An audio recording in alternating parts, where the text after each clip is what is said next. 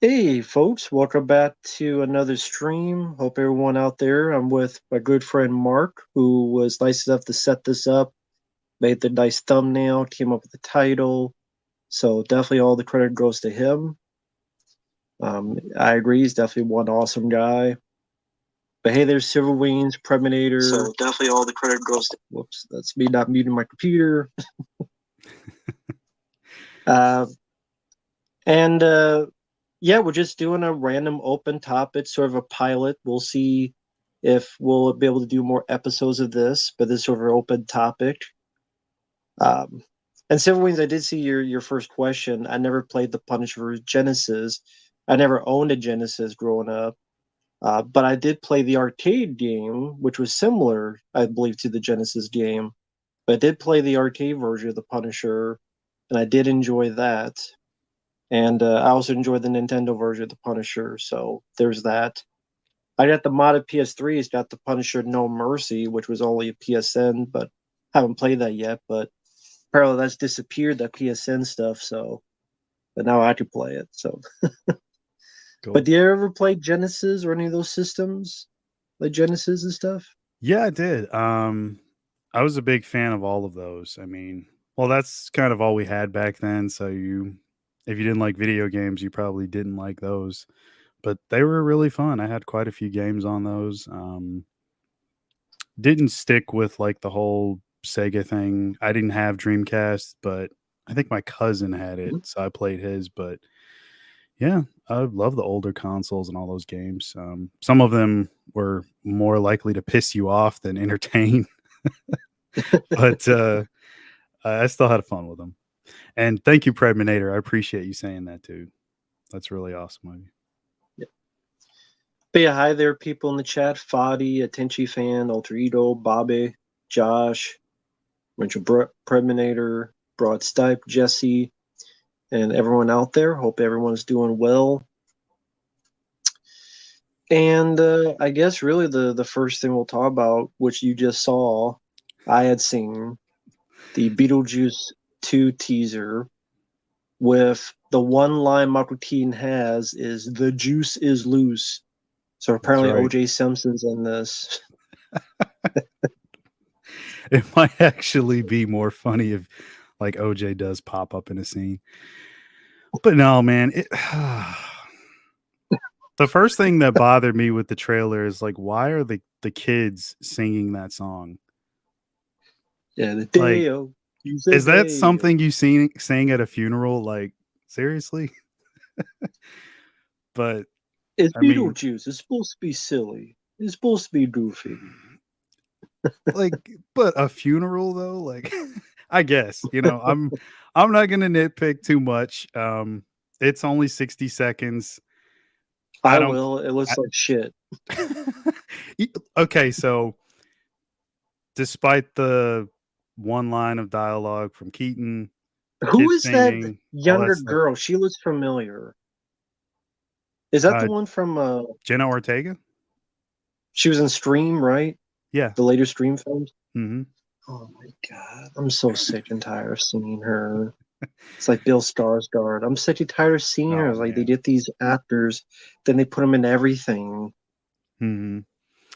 Yeah, she struck up like I guess like sort of kinship with Tim Burton on the set of Wednesday. So he's Mhm. like, that's like his new prodigy now. So she's gonna be in like everything more than likely that he does.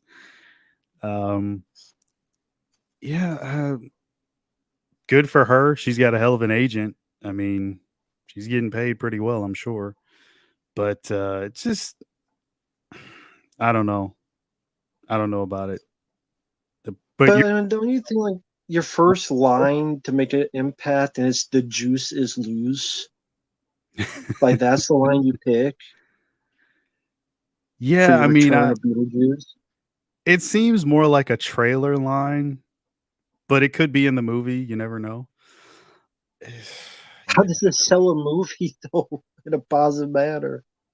I Well, don't I understand. mean, they're gonna go off nostalgia. That's why they show the whole table vibrating and it splits apart, and they got to show Winona Ryder and get the familiar characters. Like, you don't see any new characters other than Jenna Ortega.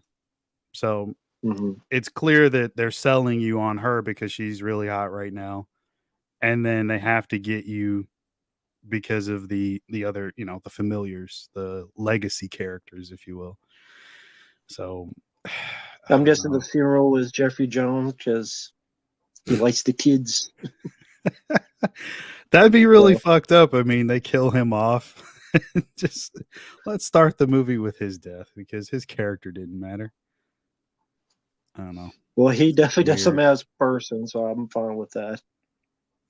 Should be a real funeral. Thank you, Motionless. I appreciate it, man. You saw the good Ghostbusters. That was okay movie. Very nostalgia heavy, though. 8 out of 10. I mean, 8 out of 10 is more than okay, so you really liked it. That's cool. I think it looks like dog shit, so I have no interest. I'm done with Ghostbusters. I am. I mean, you only needed 2. If you needed a third one, it should have been 1994, 10-year anniversary of the first one. But I don't need to see the other Ghostbusters 80 years old and frail or overweight. I don't care about the kids. Fuck the kids. I don't like any of the kids. Bill Murray, he's a hypocrite because he said no for so long to do a Ghostbusters, and now he's done 3 of them. He was in the reboot for a cameo, then he was in Afterlife, and now this one. That's very true. But you didn't want to do a Ghostbusters with Harold Ramis alive for decades. So, yeah, that whole thing rubs me the wrong way. I mean, I've heard plenty of bad things about Bill Murray. Apparently he's not like that anymore. But still, I could care less about the new movie. That's coming from a fan, though. I love the first 2. The third one, I guess, if you want to call it that, the reboot, not into it. Horrible, in my opinion. And that's not because it was women. I just didn't care for the writing. That last one. Although the women sucked in it, too. Well, there you go. Elizabeth I wasn't going to say that. Wontons. Elizabeth McCarthy and her wontons. Give me one with my wontons, and then may the power of Patty compel you. Fuck that shit. Yeah, it was fucking bad. garbage. It was. Yeah, go ahead. I was just gonna say, and then the one before this that's just come out, Frozen Empire. Well, yeah, but the last one was Afterlife, and didn't care for that one either. And then Frozen Empire, just don't care really. Like I just don't care. I don't know what else to say about it. Well, I think because the special fest just reminds me of like superhero over the top CGI stuff, and there's gonna be a lot more of that, which is not really why I watch Ghostbusters. I watch it for the comedy and for the characters, and the characters are not going to be there or barely there. The comedy, I don't think Afterlife was funny. Can you remember one joke that was funny in Afterlife? No. And that's a comedy. Supposed to be. Right. Maybe I'm alone in that, but I watched Ghostbusters for the comedy.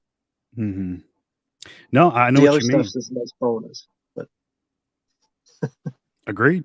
And somebody in the chat says the third movie was actually the 2009 video game. I would agree with that. That actually is the third movie.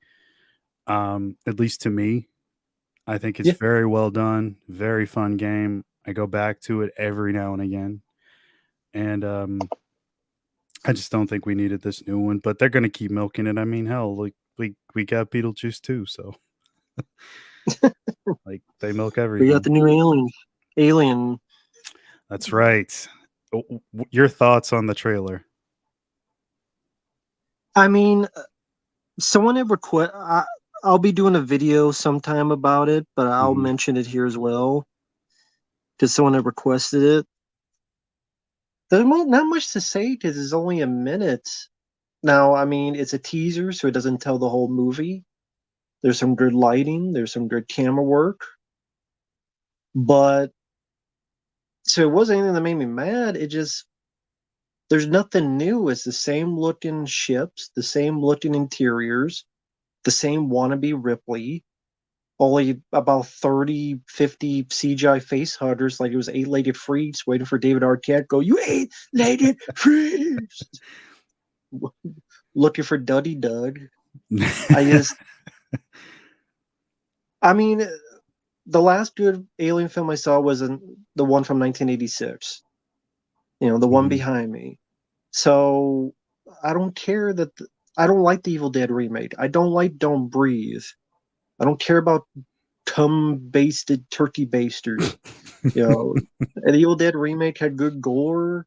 That was Mhm. the only score I had was the gore. Everything else I didn't care about. So there's nothing. I mean, it's only a teaser, but there's nothing new. It's just I want to be Ripley. I want to be the first movie. I Mhm. mean, I guess see if they do anything different. How about a guy as a lead? That'd be different. That'd be refreshing. How about if you want to do that between Alien and Aliens, just make Alien Isolation the movie. They're just like Okay. they want to, but they don't want to. Mhm. So I don't. What's your thoughts? I mean, there's just nothing to say because nice Yeah, camera work, but there's nothing there. It's just looks the same movie. It looks like the same. I think they sort of had a checklist of everything that you needed to have in the trailer, and they were like, "Okay, we got everything. Let's put that out." So, like you said, there's not enough in there to make you upset because you Right. don't really see anything. Um, am I hopeful for it? No, I never am. Doesn't matter what it is or who's doing it.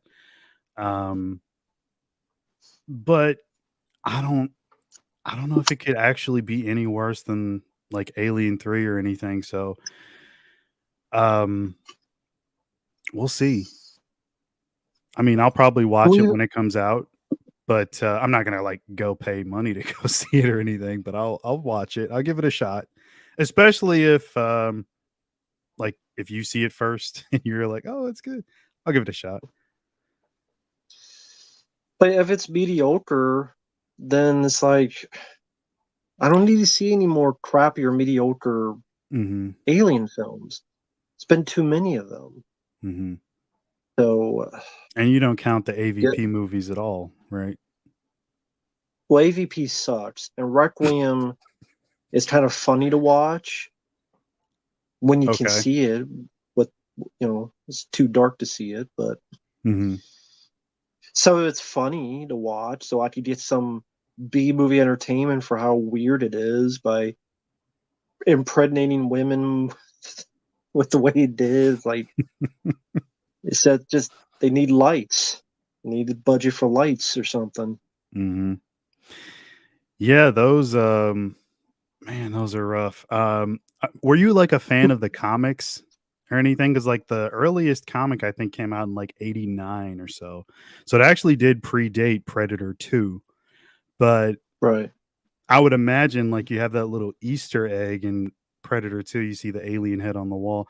Yeah. I know Stephen Hopkins is like a comic book guy, so that was Mm. probably all him and not the studio, more than likely. But I didn't you read know, much of the comics, okay. so I remember the video games, some of them, but I didn't read much of Mhm. the comics. Yeah, Uh, video games, they weren't bad. Well, depending on which one we're talking about. But even as far as right. the comics go, like from what I remember, I don't think that those really follow the comics at all per se, because I know those two Right. guys that like created it are not credited for the movie, which they got to be pissed. But I mean, what are you going to do? Argue with Fox? I mean, like, hey, where's our check? But at that point they were probably just even be happy to have like worked on anything Predator or Alien related. Right. And thank you, frame by frame. I don't think Mark knows what Saltburn is. It's a. We talked about it before. Oh yeah, okay.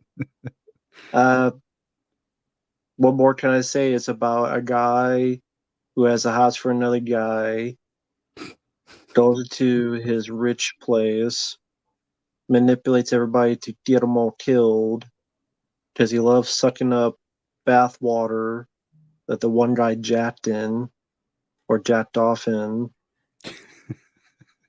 Did someone? No, I thought it was like someone pissed on someone's grave, or they humped on someone's grave, or something. I can't Somebody remember. humps somebody's grave. Yeah, something. And he wins and gets everybody killed and walks around naked with his shalon out. And there's really nothing to the characters. There's really nothing to the story. It's overlong and it's dog shit. Mm-hmm. Saltburn. Burn your dick off. Fuck Saltburn. Pour salt on your anus. I actually just saw a video of that on Reddit. Or no, it was Twitter. What of what? What you just said, somebody's dick got burnt. I was in tears for like the whole day, man. Like, it's one of the How do you funniest. find these videos? It was on like one of those channels where it's like just crazy clips or something. And How did it get burned? To quote Nick Cage. I really shouldn't be saying this. It was so fucking hilarious. So the clip starts like somebody's recording on their phone, right? And it's Naturally. POV. It's POV. You don't see them. You just see the wall. Like they have it on like a wall. So like I'm like, what the fuck is this? So the guy like pans over and there's a fucking glory hole. Somebody sticks their dick through it. And the guy lights a lighter and lights the tip of his dick, and the guy like jumps back and screams. Dude, I was not looking for that clip, but it made my day because I was in tears. So was everybody in the comments. I mean, I thought I would have been the only one laughing, but it was the funniest shit I've ever seen. Well, you didn't mean to the phrase hot rod. Yeah, But that's what somebody said, like hot rod or hot dog or some shit like that. I was like, man, this is what Twitter's become. Like, I wouldn't have clicked on hi it if I everyone. knew that was gonna happen, though. Everybody's coming in and they're like, "What the fuck is he talking about?" Hi, my downward spiral and Pop Popey and Jeopardy fan. Yeah, downward spiral, exactly. Like that guy. That's what you get. Don't deal with glory holes because you never know what's on the other end. It Exactly. could have been a lot. Could be lighter, could be scissors, could be super glue. You never know. So don't do glory holes, folks. That's if one thing to learn from the Cinema Syndrome today. Yeah, Don't touch the glory holes. You never know what you pull back out. that's right. See, we're being informative on this show. Now you've all learned a valuable lesson. Oh, thank you, Peter Freakout. Appreciate the kind words. The Crow reboot. Oh yeah, yeah. I did a trailer thoughts.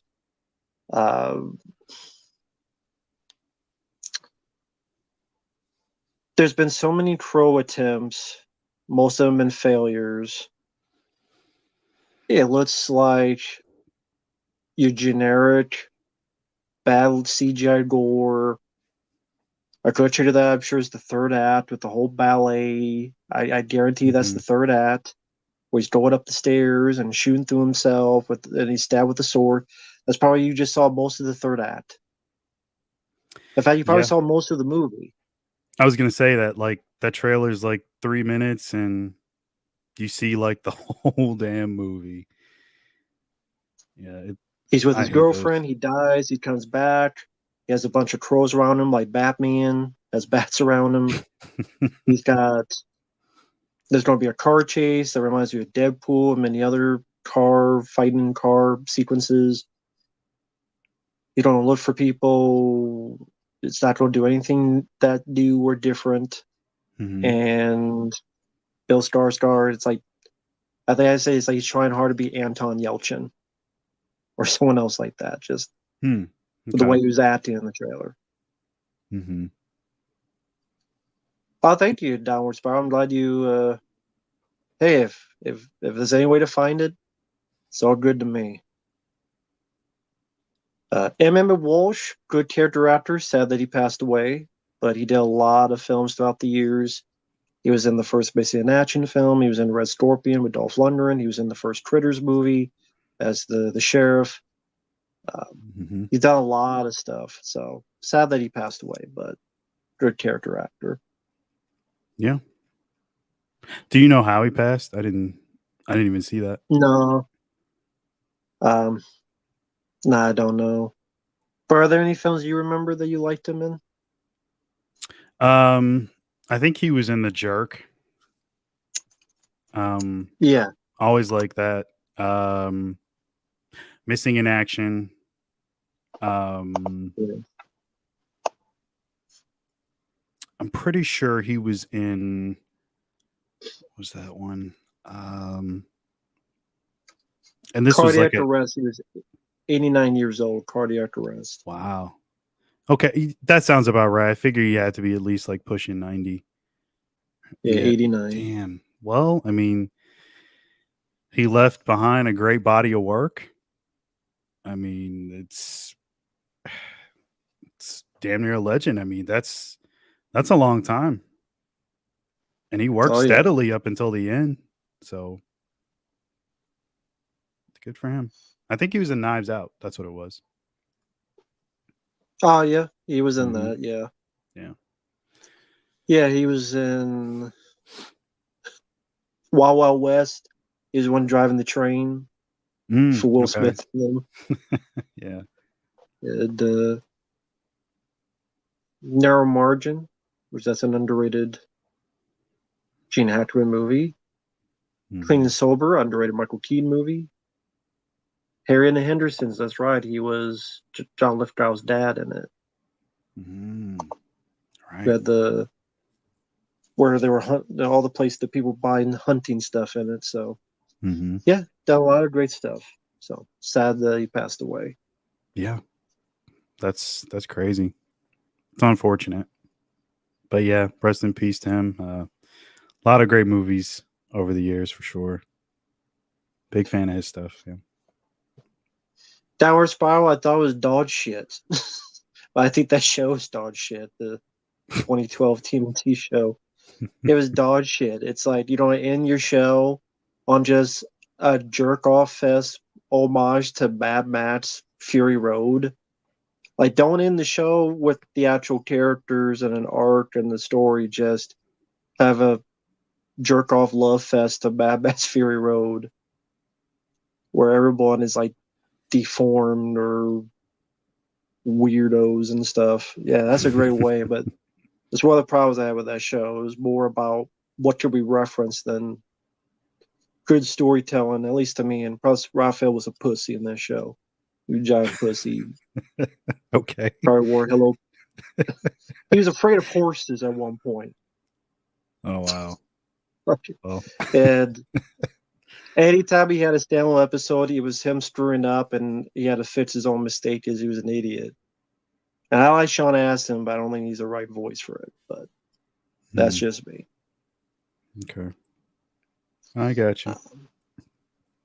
He's like, I don't give a fuck. I'm just kidding. No, I mean it doesn't sound Yeah, I know. good. So I'm just messing with you. nah, I know. I'll avoid it. I trust you. Oh wait. Yeah, I didn't talk about The Crow at all. Yeah, go for it. So I have a friend who's actually defending it a bit. And That's cool. no, it's not. We had a long conversation about this. And he just, every comparison he made, I'm like, dude, you're wrong. You're so wrong. That's not what I they're like that. doing. That's I like that. No, it's not. so he said, like he's got all the tattoos and all that stupid shit. And his justification, he's like, well, they're blending, is it Wild Justice? I think it's Wild Justice, the Crow comic, with God, it's been a while since I read that. Is it Michael Corby is like the lead, not Eric Draven? Mm.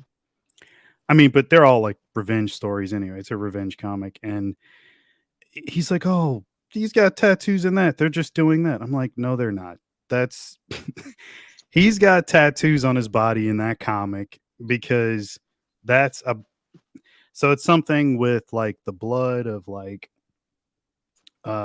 Medusa, because they in that one they introduce like Greek mythology and talking about like the crows and stuff, and the crows talk among themselves, and they talk about this infamous white crow and how crows became black and all this crazy shit. I'm like, they have no fucking clue about any of that stuff. You mean to tell me that you really think the studio looked that deep into it? No, they don't. They don't probably even know that that shit exists.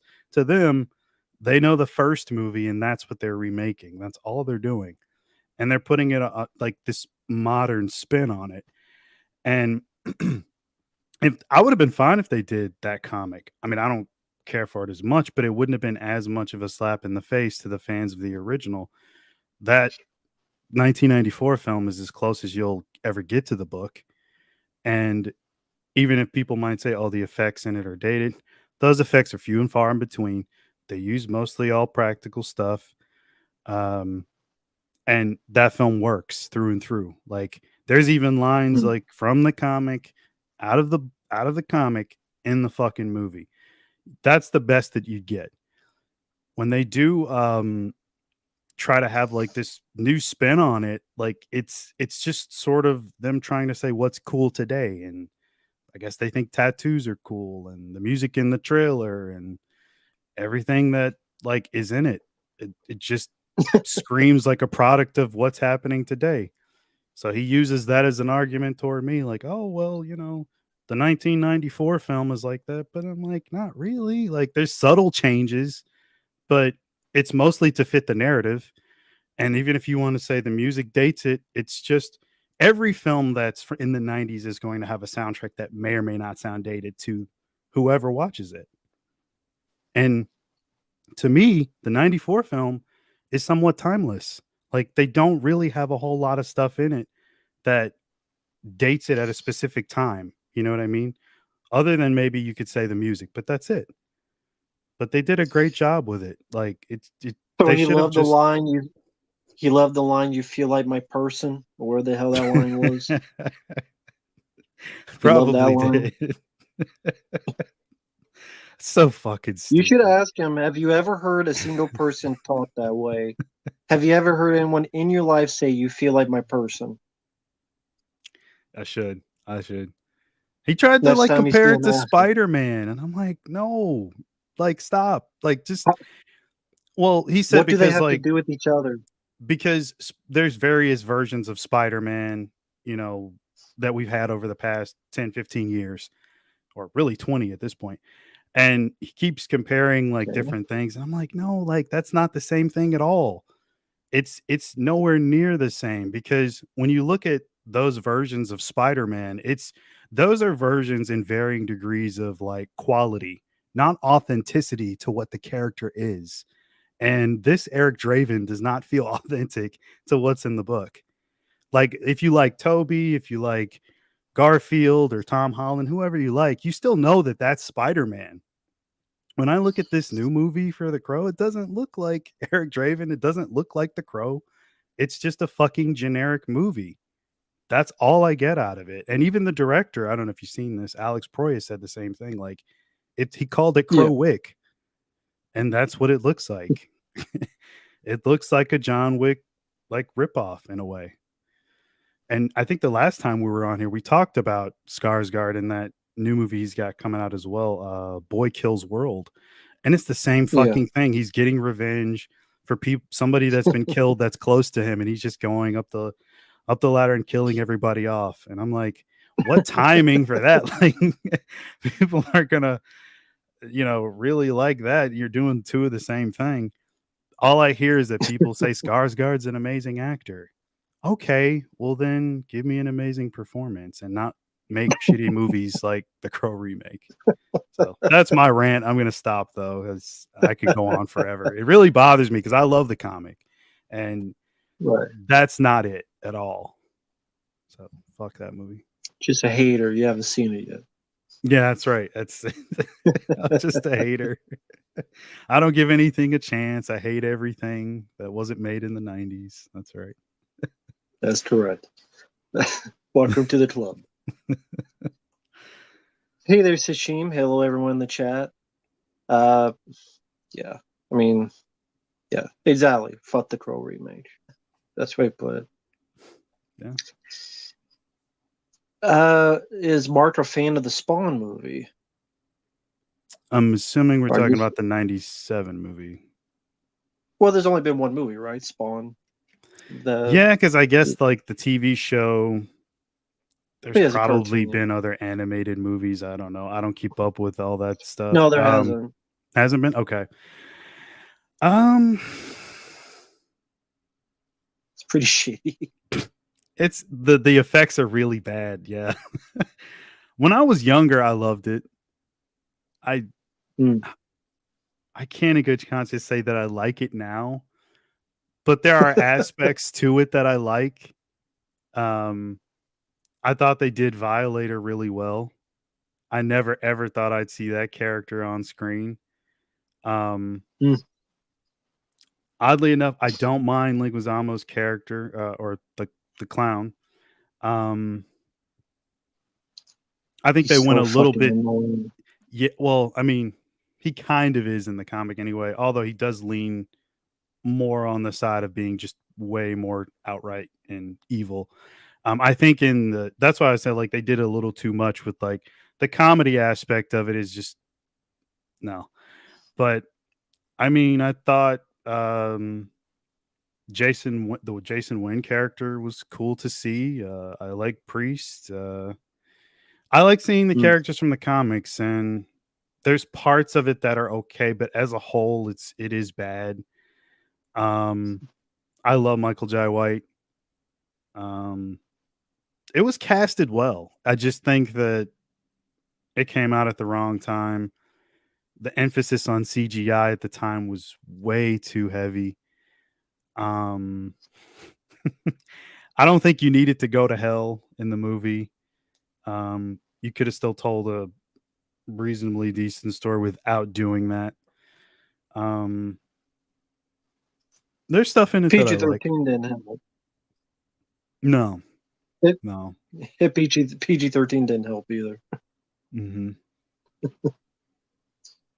And I know there's an R-rated cut, but it's barely R. It's yeah, I know. Nothing about those R. Yeah. Speaking of that, I just saw this really, really badass edition of a movie. I don't even know if I ever heard you talk about it. I'm sure you've seen it. It's another comic book movie, Barb Wire. It's getting this insane 4K release. And why? That's what I said. Now, that's another one, though. As a kid, I'm like, oh, it's Pam Anderson. But again, I'm like preteen years, so. Does she show her nipples? No. So it fails. Well, she does. She teases. She does. Doesn't she just tease it? No. So there's an unrated version of it. Oh, okay. Yeah. That's still not enough. Still not enough. Yeah, she flashes the camera in, I think, the uncut version. I'm pretty sure. Yeah. But do you see the pink eye between the thighs? No. That it fails. I doubt that was gonna fly. I remember seeing the behind the scenes of that, and like Tommy Lee was right there. He's not letting that happen. Yeah, I'm sure he would flash his. I But bet he would. I bet he would. But yeah, it's a yeah, sweet addition though. That's which another you'll get movie him. that You you said get I'm it, gonna get right? it. You're getting it. God, I You're getting shouldn't. it. I really shouldn't, but You are going to get I it. like those movies from back then. And that's it's not so there's a couple things that are authentic to the comic that I like the club she works in, um, certain characters that are from the comic. But the biggest issue with that movie is the fact that they don't have any of like the superhuman esque characters. And I think it's set in the future instead of like an Mhm. alternate version of Earth. Which is a big problem because, like I said, that cuts out all of those superhuman esque characters, which is a lot of the meat and potatoes of like that whole comic arc. So, But it makes for a cheaper budget. yeah, and that's really interesting. Now that you say that, I wonder because that was Chuck Ferrer. Like he wrote Hard Target. That would have been 2 or 3 years before that, and then after Barb Wire, he writes The Jackal, which is great. I love Mm. that movie. And obviously I love Hard Targets. I'm like, what the fuck happened in between? Like you you do these cool movies on like the opposite. And so it had to be a budgetary thing. They probably went into it saying, hey, like you have an allotted amount of money, here's your budget. Write a movie within that budget. And I think that's what we got. I've never heard him talk about it though. And actually I should check that new edition, see if he's got a commentary. I would love to hear like what he thinks about it because I know he's a comic book guy too. So yeah, but what's your thoughts on that? I'm guessing you're not a fan. No.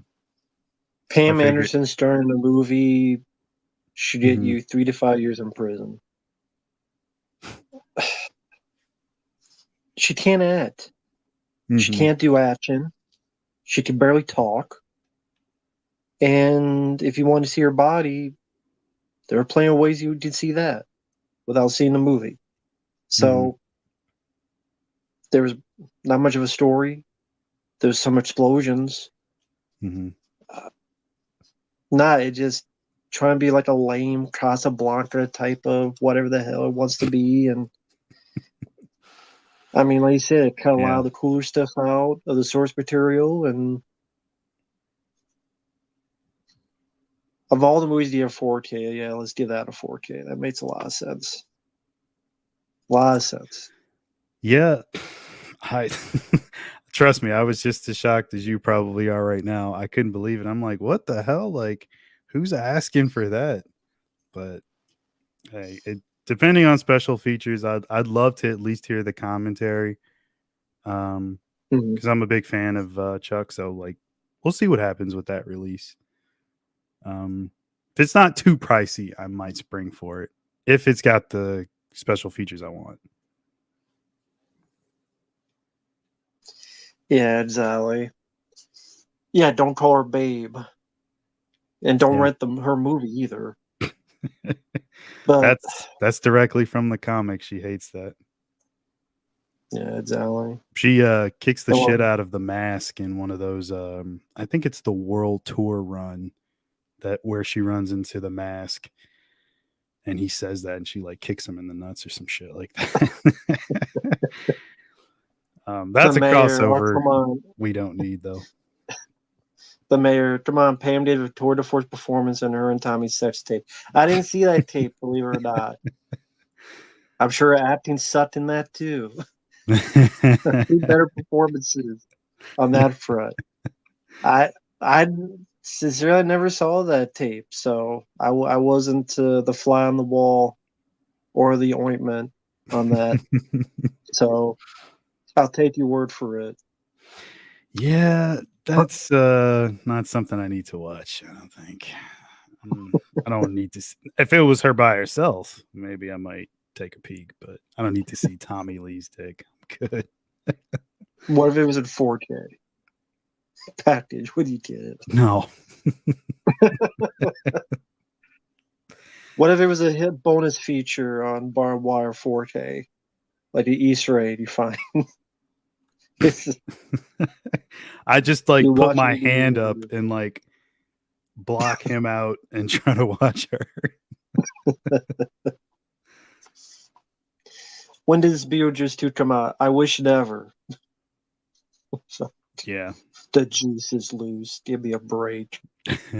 Where's OJ?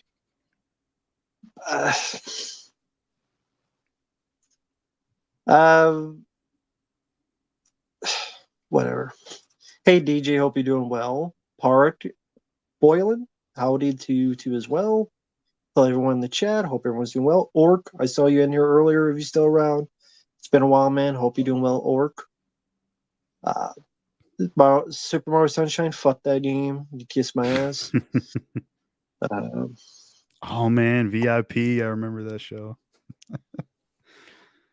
I've heard of that show. I never saw it. I know there's a video game for it. Mm-hmm. But there was actually going to be a video game for Barb Wire as well, but they canceled it. Gee, I wonder why. Yeah. Do you see her in Raw Justice? You ever seen Raw Justice? Stacy Keach and Davy Keith? No. Okay. That one wasn't bad, but again, she's not like the lead per se. I think they did more of the heavy lifting in that. But yeah, it's Raw Justice is like another form of barebacking. That's that could be like an alternate title for something else. It's shit, what was that? Yeah, bareback 94, Justice. I think that came out. I think that was 94. Okay. Yeah, it was definitely before Barb Wire. But yeah, just wondered if you've seen it. It's not too bad. No, I haven't seen it. Someone no, I haven't seen Death Rise of Horse, Josh.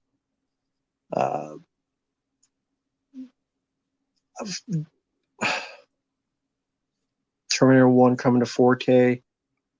You know what, man? I'm kind of done with anything Cameron 4K. I'll avoid like the plague. I don't think it's Cameron. I don't think. I don't care. I just I'm he may like sneakily put his hands on it or something. Mm-hmm. But you've heard stuff on the Aliens 4K, of course. We've talked about it, but now that it's out and people reviewing it, any different thoughts? Updated thoughts?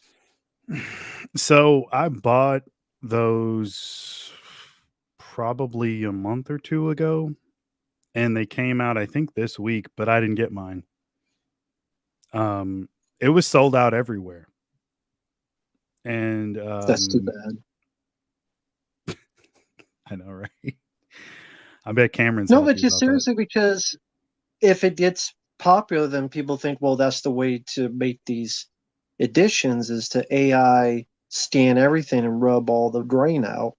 And they look at the numbers and how successful, so they go, well, I guess we'll do it as well, or they'll do it as well. So for me, that's in my opinion, that's a bad thing.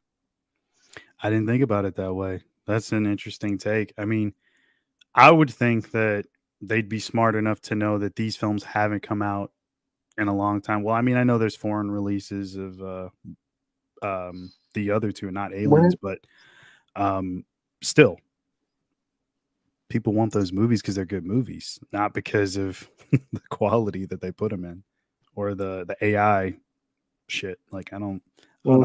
Studios aren't smart. That's true. That's very true.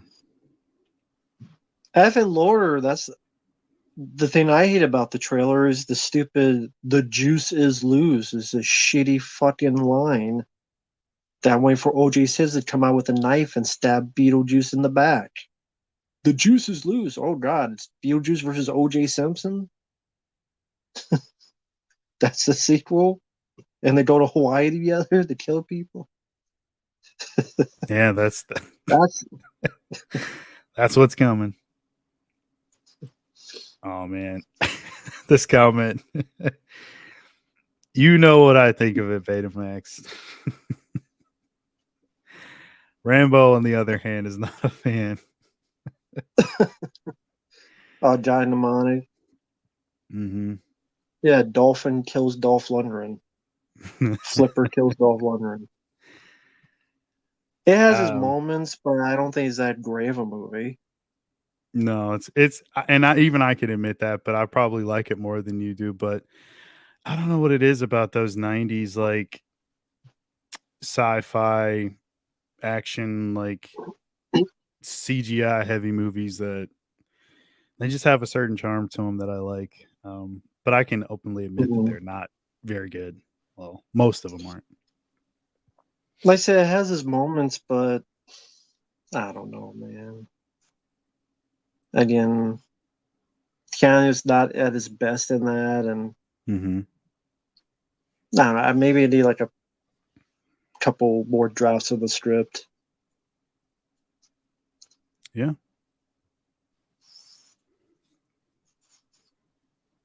There are apologists for Cameron Forges. Of course, there are apologists. There are apologists for everything. Don't be surprised. I mean, there's always apologists.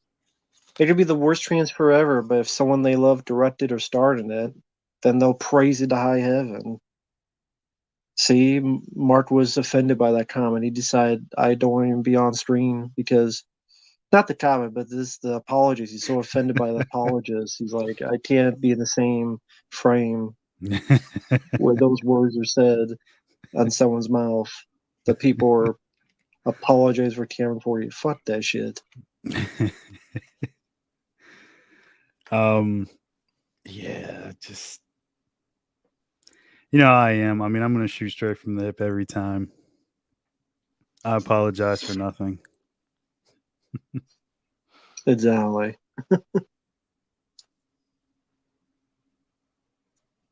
Nope, F and Laura have not seen Minions Rise of Gru.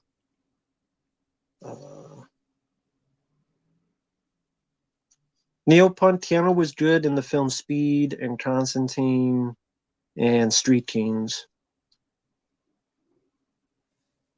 Agreed. Over sharpened, looks too smooth to the point they look like wax figures. Yeah, I mean, I've seen the reviews like on Blu-ray.com and stuff, but I haven't seen them firsthand. They should Mm-hmm. still be on the way. Actually, let me check. Let me see. Oh, they're coming tomorrow. They'll be here tomorrow. Which this is so weird because it's Amazon Prime, but they're delivering via UPS. I don't know what's up with that. Hey, as long as I get what I paid for. Well, you will. Yeah. But hey there, Sam.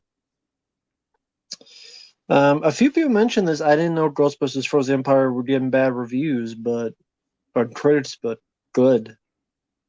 I'm glad. But I'm surprised. Mm-hmm. Didn't know I was saying that. Multiple people mentioned that. But I don't really follow Rotten Tomatoes, so that's why I'm like, whatever. But it has, let me see.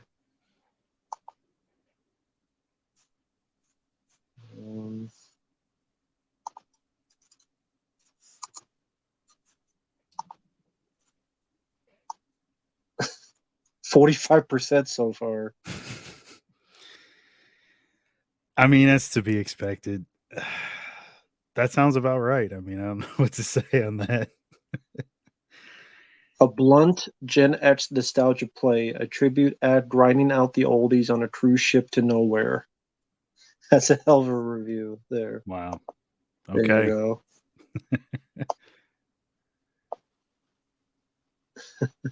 Yeah, no, I'm good on watching that. I won't partake.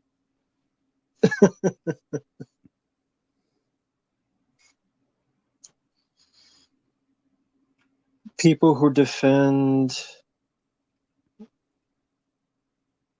well, I don't know if critics would review bomb something. I mean, maybe I'm just being naive. Yeah, General, I got the request. I'll get to it as soon as I can. Thank you. Hey, 12 feet tall. Sound like Mark's dick. 12 feet tall. That's 15 feet. So 15 feet long. Just like, and they could set, Jimmy Carrey could set that tall. But Jimmy Carrey. I know I'm being rude, but no, such BS. Now aliens and True Lies will always look that way unless you have to travel back to the source or look online and find other ways to watch your product. But now, if people don't use those masters, and whatever happened in the future is going to be this waxy, over sharpened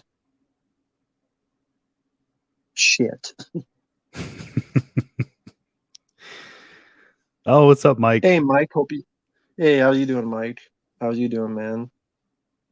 Yeah, that was Mark's idea for the title. He did a good job in the thumbnail. Yeah, thanks, man. Appreciate that.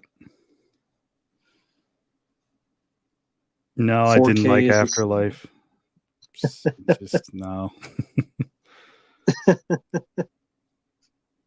Take care, Dabian.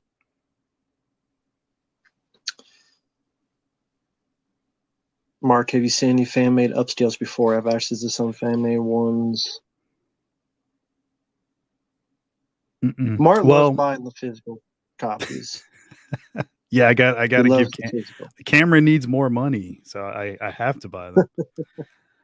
No, I mean, I've seen some scenes online, like mostly YouTube, but I haven't like bought any or anything like that.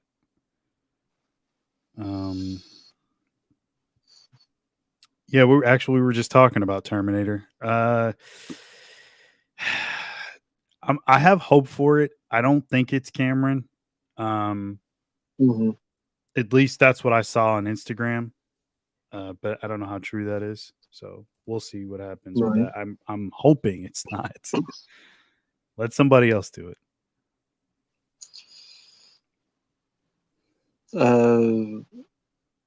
Hey, John, the Zero Cool there. John, hope you're doing well, man. Yeah, we've talked about Beetlejuice too, teaser. If you love lines like "the juice is loose" and you're afraid of O.J. Simpson, be afraid. Be very afraid. Says that when Gina Davis didn't even come back, right? I didn't see anything about her coming back. Well, I guess too busy taking those pictures where you're 2 miles away. Oh, you saw? That's right. You're in the Discord. You did see that, yeah. Yeah, I saw the pictures. Oh man. Thelma and Louise panel where the people take pictures and they're like, 5 feet away? Maybe more. 3 feet away? Maybe 8 feet away? That's so fucked up because like that's not even a photo op. That's just like you're in the same area as them. Like that's usually a photo op is like you're side by side. Look, like if I move over here and you move to the other side, I don't know if you're able to do that. Yeah. Now it's like imagine in the same room. Now take the picture. Yeah. How awkward that will look. It's like here's Susan Sarandon and Gina Davis. Here's like a bunch of boxes that look like I love the 90s. And then here's like two people over here. Exactly. And it's like take a picture. And it was like $500 or something. Probably. Like those photo ops can get pretty expensive. I would say well, that's the thing. I mean, I don't know what they'd be charging. Anything's possible at this point because I've seen people charge as much as 300 to 400. I remember the entire Terrifier cast was like 500, I think, for like everybody, like all at once. Was that the convention who did it, or was that the stars? I think well, I'm pretty sure they probably are setting their own price because No, I mean like the reason they're so far away. I don't know. I would imagine that's probably done at their discretion because any of the ones that I've ever done, I'm pretty close to the person. So I've Sometimes never too seen close. that ever. The cigarette smoking man.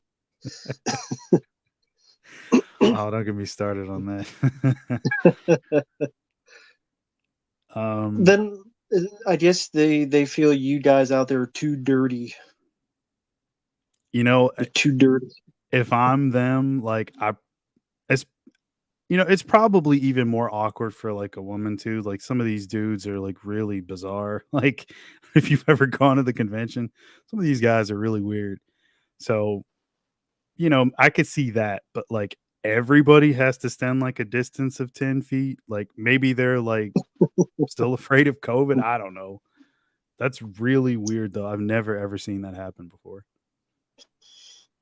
You might as well like have a camera and find the right position and just take a selfie real quick. Because you're just gonna be just as close. Mm-hmm. Pretty much. That's exactly what it is. It's ridiculously priced and it's stupid. I don't know anybody in their right mind that would do that. Like you said, like Simps. I'm way over here and Simps. yeah, it's like go that way. So fuck that. Yeah, strong independent women afraid of I don't know if you breathe on them they get an STD or something. They're afraid of March 15 Dawn Shalom. 15 Yeah. foot long. Yeah. And we talked about the Alien Romulus teaser, but a lot of people weren't in here for it. There's Mm-hmm. not much to say. It looks like the same movie over and over again. Looks like some decent camera work. Looks like some nice lighting. But it's a wannabe Ripley. It's another female lead. I like to see a male lead just have something different. And nothing about it seemed different or unique, or it looked like a remake of Alien, except for the shitty 30 CGI face huggers. Like I made the comment, it's like A-Lady Freets and waiting for David Arquette to come out with a shotgun and Duddy Dud to be by his side. Like, you ain't naked Freets. So there's nothing to get mad at, but it's like, fucking whatever. Didn't show anything. No, So it's not enough to get excited or really even be upset at. So yeah. the moment that they do drop the trailer where they show the entire movie, I'm sure we'll get a review from pretty much everybody on YouTube, and I'll probably put Exactly. up my 2 cents as well in one of these future videos.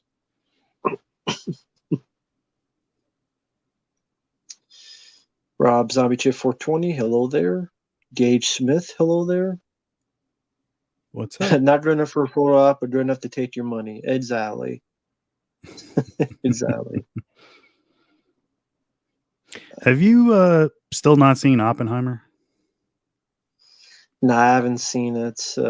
I know a lot of people praised that it won the Best Picture Oscar, but I haven't seen it.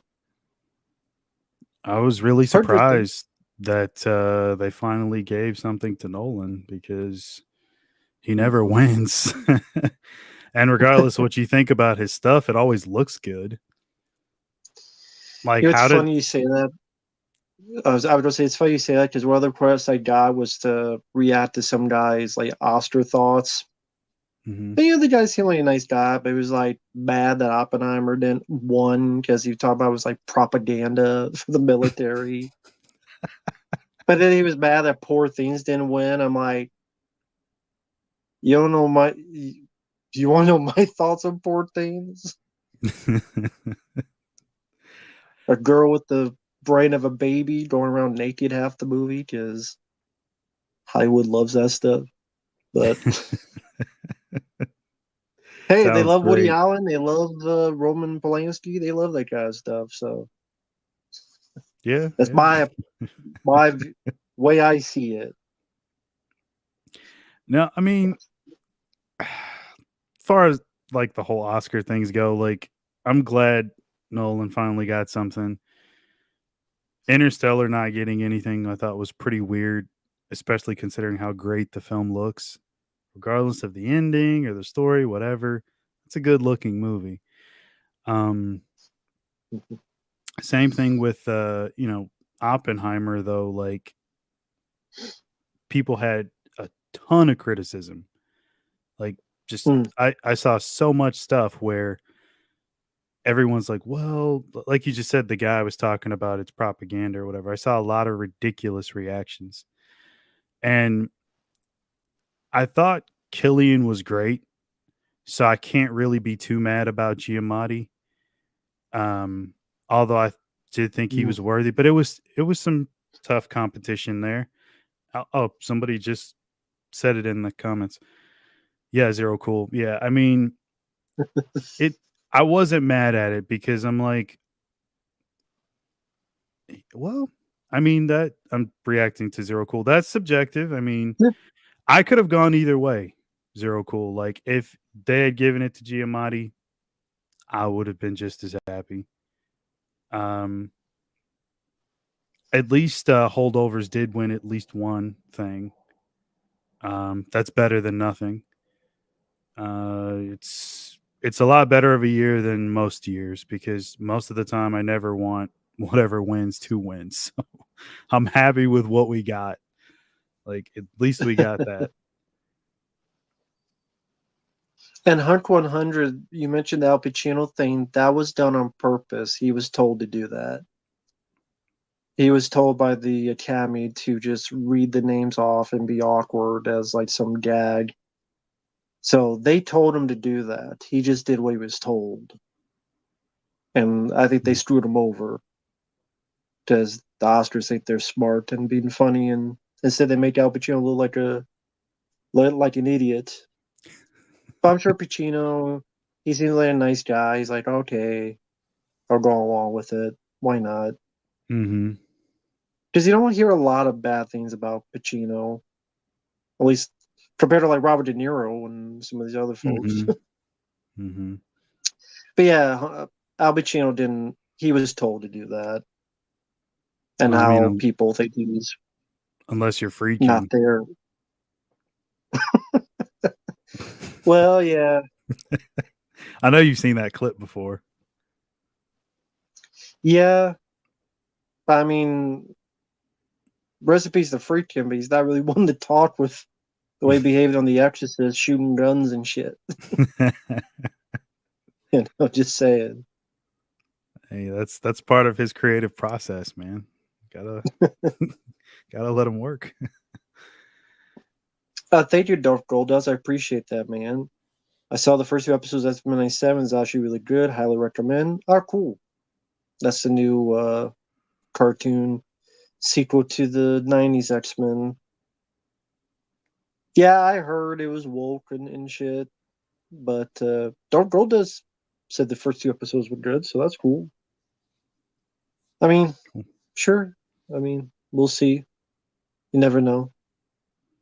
But yeah, it's nice to see, though. I mean, that's nice to hear, man. That's good.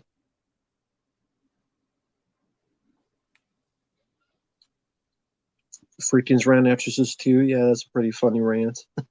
Oh yeah.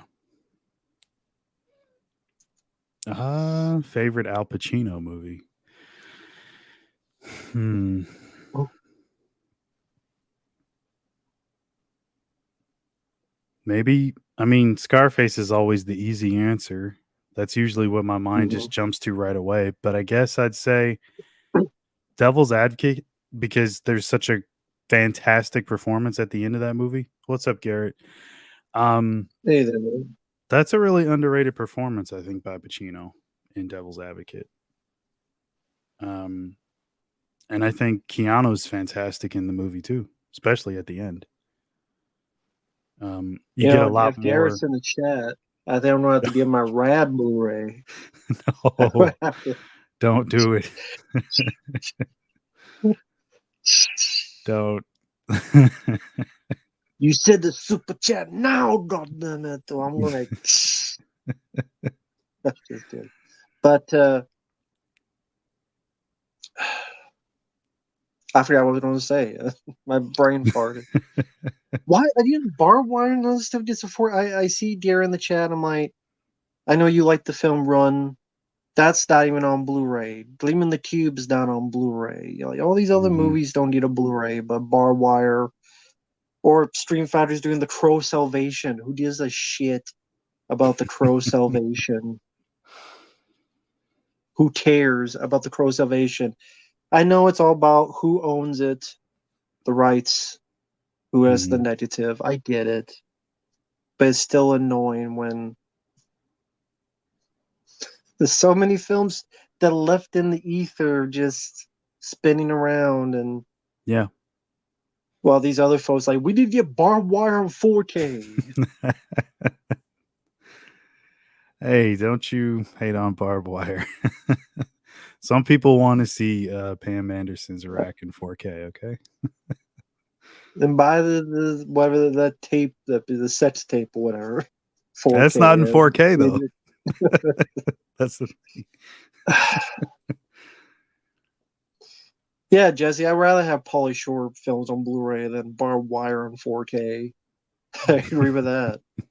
And The Army Now on Blu-ray. Where's that? Josh, I didn't see Cruising. Yeah, like he had a bunch of ones back to back that I always liked Son-in-Law. I think everybody does though. Yeah. Yeah, Encino Man, Son-in-Law. Yeah. Then it was In the Army Now. Jury And Duty, I then, think, is on Blu-ray already. Really? Yeah. It's I don't know if it's Mill Creek but it's one of those like I Heart the 90s like Blu-rays, you know. So you can't get the ones that are actually good. You get his worst one. You can't get Son-in-Law or In the Army Now or fucking Encino Man on Blu-ray, but you get Jury Duty on Blu-ray. I can't find one person, even if you like Pauly Shore, which believe me, there's a short audience because I'm part of the audience. And they even they don't like Jury Duty. So I like Jury Duty. What? Really? I have it on Blu-ray, yeah. For fuck's sake. Hey, Cyber Warrior. No, I thought teach their own. I thought no. I know what you mean though. It's so fucking awful. Yeah.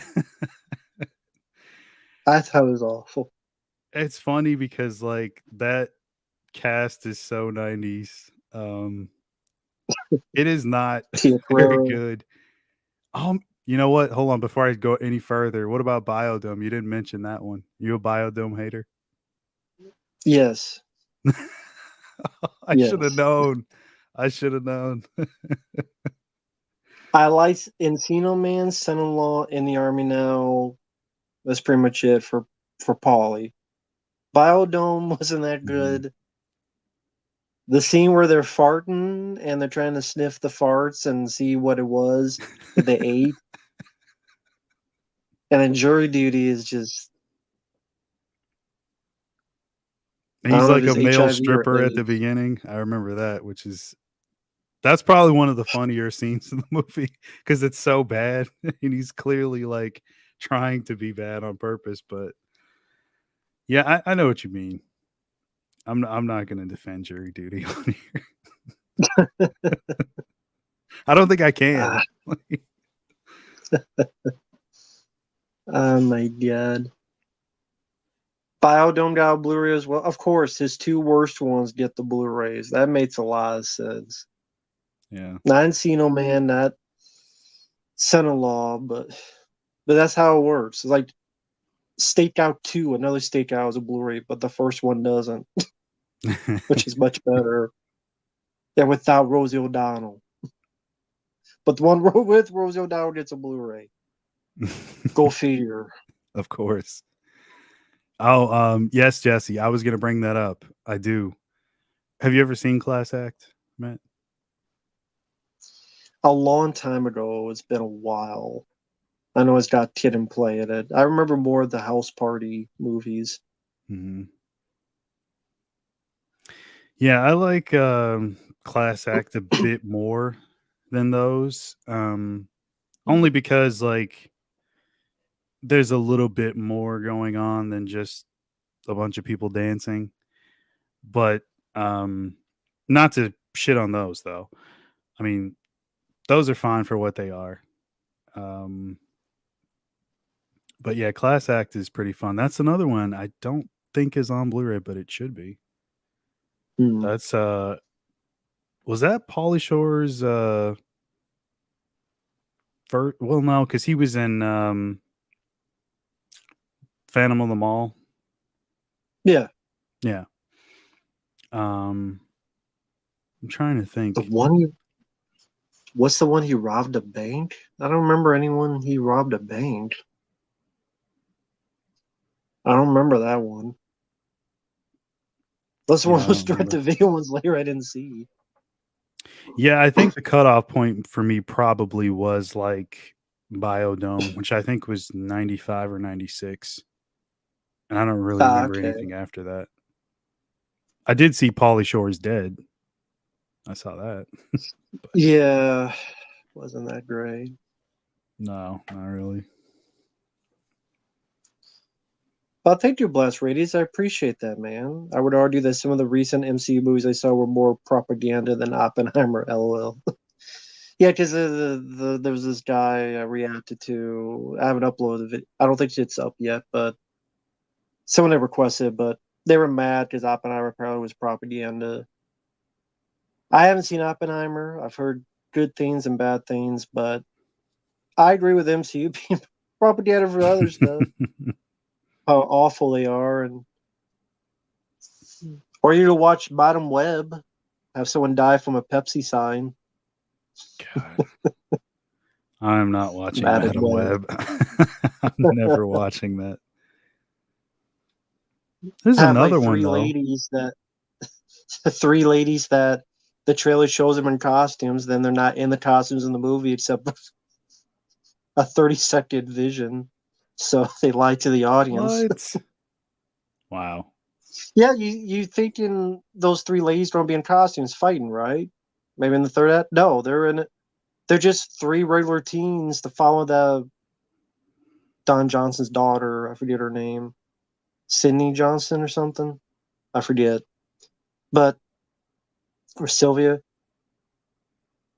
She's Madam Web. She's protecting them, and those three are just normal kids at the beginning, and the three normal kids at the end. Hmm. They never get their powers. You never know how they get their powers. Dakota Johnson, there you go. Dakota. Okay. But that movie's just fucking awful. Mike Epps is in it just to die.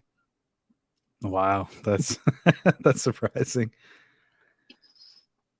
They have Uncle Ben in it for some reason, so that someone is pregnant and gives birth to Peter. Which for some Mm. reason these three girls that's supposed to be hiding from this bad guy, they decide to go with this to the hospital only so that a camera can catch them and the bad guy knows where they're at. Because if they stayed at home, the bad guy would never have found them. So in order for the bad guy to find them, the script had to be so stupid and go, well, they can't stay in the house, the bad guy won't find them. So have them go with these two to hospital for whatever reason, which they don't have to. They could have just stayed here. Hmm. It's That. the same writers of Morbius. Oh man. Okay. No said. No said. I think the next one they have is the Craven movie. That's not from the Oh Sony yeah, lineup. And like that trailer came out. Damn, was that like a year ago now? And the movie's yep. still not out. It got delayed. Maybe it should be indefinitely. It is funny they like Warner Bros. Gets rid of Batgirl, but then films like Madam Web get released. Morbius. Yeah. Yeah, the bad guy. Every line he had was dubbed. This is a Madam Web. Every line was literally dubbed. You could tell. Wow. So the Pauly Shore thing was in 1997, The Curse of Inferno. I've never heard of that. I don't know what that is. Hmm. I thought you were going to say something. No, I was reading the chat. But yeah, Curse of Inferno. Never seen it. Maybe one of these days I should like take a chance on one of the later '90s Pauly Shore movies. Maybe I'm missing out on something. Might be one of his best movies in that time period. You never know. I didn't see the Nickelodeon documentary, folks. Some people were asking about that, about all the bad shenanigans that happened with the things that they don't like on YouTube. What? Oh, you never heard that? Was it Dan Schneider? He produced a lot of those Nickelodeon shows back in the day, and he he liked the kids a bit too much. Oh no, I don't think I He has a remember big dark seeing that. cloud on Nickelodeon stuff back in the day. Mm-hmm. Drake and Josh and like all those other shows. You know Like there's what? a documentary on it. Okay, I think Yeah. I did see. I think it was Drake. It was like a 2-minute clip on Instagram. I was going past it, and he was telling everybody to lay off Josh for some reason.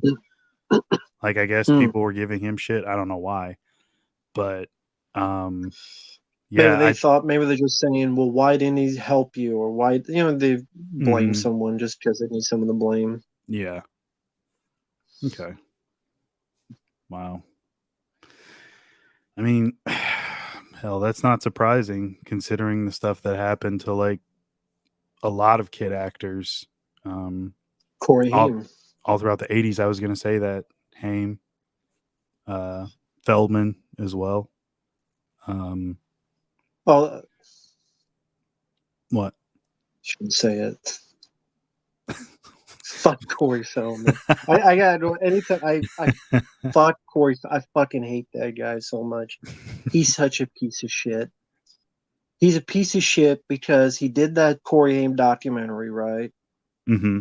Well, but then it was about what happened to them, but he just put it all what happened to Haim. But then the first 5 minutes is about the 911 call, which is weird. Then he wrote a book, and his book's talking about how bad Corey Haim's teeth is for drug use. That's such a weird way to honor your friend. He's also the same asshole that when Corey Haim died, because one of Haim's friends confirmed this. What's his name? The kid in the toy, Richard Pryor film, The Toy. Oh yeah, okay. He went to the parents' house, and Feldman had been there, and Corey Feldman had wanted to film the funeral for the season of the two Coreys. Okay. He wanted to film it to make money off it. Corey Haim's funeral. Wow. And also his buddy Feldman, remember, the fat guy in Friday 30 Part 5 with the chocolate. Oh, is it Dominic Braja? Yeah, I think that's his name. Yeah. that was Feldman's friend, and he's the one who did stuff to Corey Haim. And Feldman knew, but Feldman stayed friends with him for years, even hired him on stuff. That's why one of the later films, Corey Haim literally pushed Feldman to a wall and going, "What the hell is he doing here?" And that's why you can watch the two Coreys. There's a scene where Haim confronts Feldman and goes, "There's a guy that we know and you're still friends with, and you know what he did to me." And I know it's a Oh, scripted okay. show, but I think Haim knew this is a way to get that info out. Mm-hmm. So, because Feldman was friends with Dominic Braja. Yeah, I And remember continue to seeing work with that. it behind. I remember seeing that show, and I do remember. I think they were like at a table or something, sitting across from each other, Mm-hmm. and they were having words. Yeah. So And that's that's what it was about. Jeez. So, yeah, Corey Feldman. This is only my opinion, folks. You don't have to take my word for it. You could always have your own opinion. Mm-hmm. Yeah, that was the movie. Busted. Yep, that was the movie. And Haim pushed Feldman to the wall and went, "What's he doing here?" I think that's how Haim got fired, because he was under the influence, but I think it was because of other stuff. Because I think Feldman was directing that one, and he hired his buddy who did stuff to Haim, and Feldman knew that, but didn't give a shit. Because all he cared about was the money. Just like you see in everything else. The reason he made that documentary was to make money. And hackers didn't do anything to it. It's for you to pimp it up and make money. Mm-hmm. So that's why I do not like Feldman as a person. That's just my own views on it. I think he's two-faced. I think he likes to prey on Corey Haim because he knows at the end of the day that people liked him more. Just Corey Haim, to me, was a better actor and was a better lead and was the better lead star of stuff, in my opinion. I think Haim had more of the talent. I always liked him more. He was the better Corey, in my opinion. Mm-hmm. And plus, Feldman was a shitty Donatello in Ninja Turtle, so that helped me. So fuck him for that too. You had to work that in there somewhere. Of course, but anyway, yeah, Scott Schwartz from The Toy. And there's some very good interviews with Scott Schwartz on YouTube where he goes more into that. Okay. But anyway, that's just my thoughts on it. Anytime I hear Feldman, I always bring that up because I feel like it. No, I mean that's a lot. How could you? Jesse, that rumor was made up by Corey Feldman himself because he wanted to take the word out from Dominic Brazier, his buddy. So, and Corey Haim's mom even said Charlie Sheen had nothing to do with that. Corey Haim's mom even said Charlie Sheen had nothing to do with that. It was Dominic Brazier, Corey Feldman's friend. So Feldman, I need a big name. Charlie Sheen is a train wreck because of his 2.5 Men meltdown, the HIV thing with the ladies, because he didn't know what he was doing. He was too stupid. Yeah. So who's a better guy to pick? A guy who's on a downward spiral, and there you go. So there you go. Damn. That's just the way I look at it. Thanks, Mike. Oh, yeah, I saw your review. Thank you for filling my request, Mike. You did a great job with the review. For those who don't know Monster Inside, it's a documentary. Well, it's sad to say it was disappointing. I saw your review. Bikini Manor, a lot of people may not know what that is.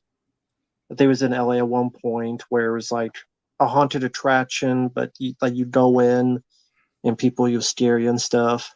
Mm-hmm. But Bikini Manor was taking couple steps too far because they were literally pretty much torturing people.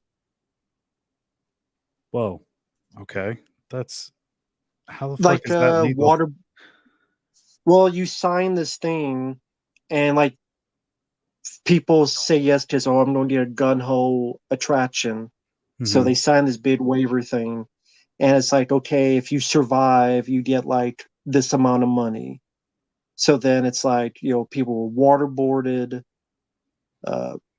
people were hurt. But then I could be wrong on this, so go quote me on it. Could absolutely be wrong on this. I think the word got out, his other cohorts left, and then he like went somewhere else, but now it's like, since there's nothing there, and he like has no money, it's now a complete joke, where he has people like kind of just crawl on floors and shoot them with water guns. It's like the total opposite, but film this stuff to make it seem like it's intense, and it's a whole interesting thing. A lot of people have done YouTube videos on it. It's fascinating. It's fascinating to look into, and I'm not doing it justice, but maybe Mike, if you can feel free to type. I'm sure I'm getting a lot of information wrong, but if you just type it up on YouTube, it's a lot of interesting stuff to see. Okay. About the whole thing. Sounds really interesting. I had no idea. Let me see if I can find other stuff on it. I love it. I typed it up, Bikini Manor 2 out of 5 stars Google reviews.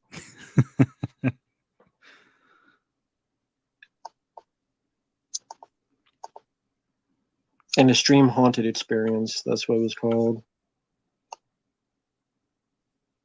But yeah, on Hulu there was a monster inside. That's what Mike was talking about. Mm-hmm. Hey, Danny Dundada. Yo, what's up, Danny? No, yeah, I've seen those movies with Hogan.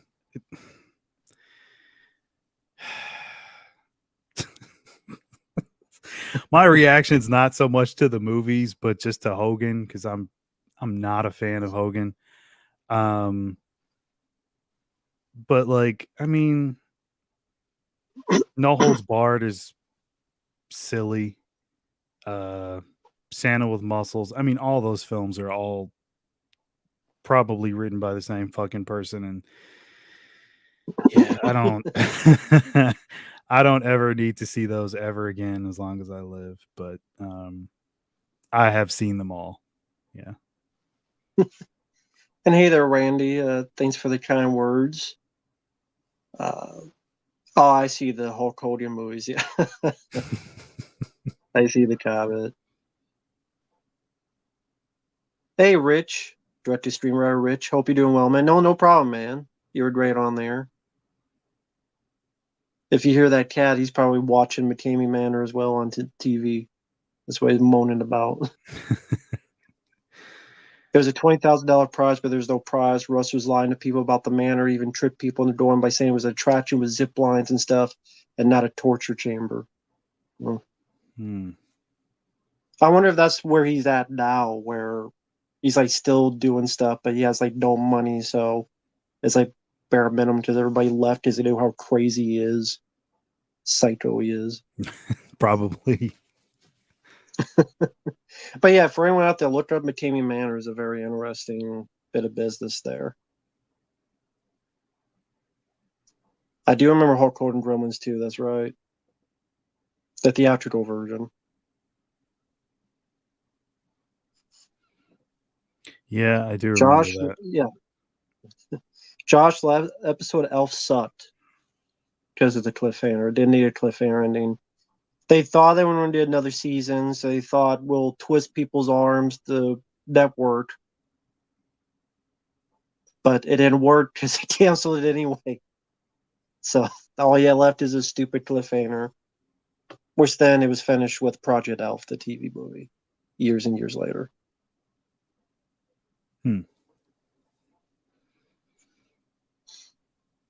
Yeah, Suburban. Yeah, go ahead. Well, Suburban Commando. There's two things. Suburban Commando, I do remember not being too bad. You do have Christopher Lloyd, so it's not so much Hogan.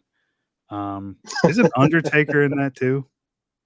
Yeah, in a bit part, yeah. Yeah, he's like one of the alien guys or something. Yeah. Yeah. God, I haven't seen those since I was a kid. And then somebody asked about Edwige Fenech. Hard to say. I guess maybe Strange Vice of Miss Ward or maybe Case of the Bloody Iris.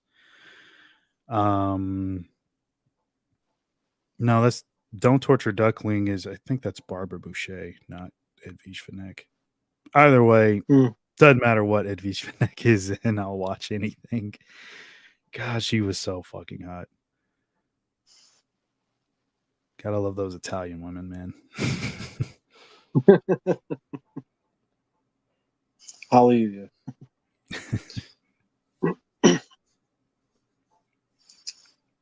Remember Thunder in Paradise? I would like to forget it, Jesse. I think most people should forget it. Yep, unfortunately. Suburban Commando I can watch. I always love the line where Hulk Hogan thinks these guys are going to do all these horrible things, and he's like, the guy's like, "Well, you nuts? This is the 90s. We're going to sue you." That felt like a real line. It's like, yeah, he would sue him.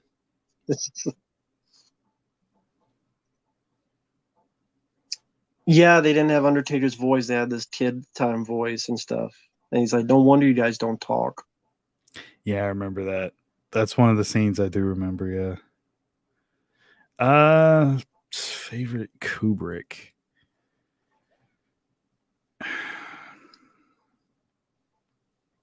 I like The Shining. I don't know if I'd say it's my favorite. Maybe Full Metal Jacket. That's really hard to say because, like, I love a lot of his stuff. Clockwork Orange, of course. Strange Love. I became more of a fan of Eyes Wide Shut a lot later on. That actually might be one of the ones that I would say I watched the most. Yeah. Maybe Eyes Wide Shut. Okay. Something about that one, I just that whole sequence, like with the music and everybody's got the masks, and I don't know, it's got such a unique quality to it. There's more there than meets the eye. It is a very, very simple premise. It's probably his most simplistic movie, but something about that one really draws me in. I don't know what it is though. But yeah, I mean, I could watch all his stuff. 2001 is great. I mean, you know, that's it's really hard for me to pick a favorite for certain directors. Like if I like the 99% of their catalog, it's really hard for me to pick a favorite.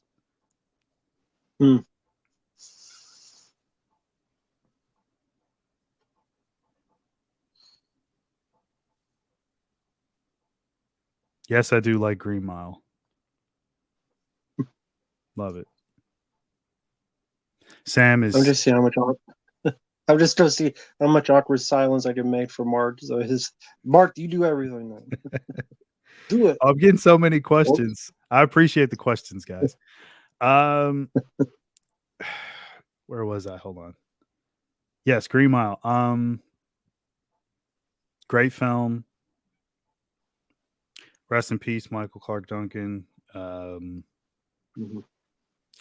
But yeah, Sam's fantastic. He steals the movie. Everybody in it is good, but he's probably my favorite character just because he's so fucking insane. Godfather movies. Yes, I do. I don't mind the third one. I know a lot of people hate that one, but I don't mind it. Favorite De Palma movie.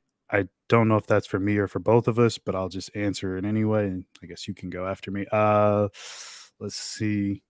I was just talking to somebody in the Discord about De Palma, sort of like what happened to his career later on, because he was sort of hitting on all cylinders for a while there. And then later on, wasn't exactly the same De Palma. But I really like Body Double a lot. I love the whole voyeurism thing in that film. Of course, Scarface. I said that earlier, though. One of his most underrated and one of my favorites. I love Blowout. It's a great movie. Lithgow, of course, Travolta, Nancy Allen. I mean, Dressed to Kill. I could go on and on. Not so much his later stuff, but the heyday of De Palma. I love a lot of that stuff. Yes, I like Carlito's Way a lot. I actually just got that Arrow 4K a month or so ago. Sorry, you didn't go. What's your De Palma? Like, what do you like the most? Scarface. Okay. I mean, Scarface is my favorite. Nothing wrong with that. But yeah, I like Snake Eyes. I like Mission to Mars. I like some of his other stuff. Untouchables.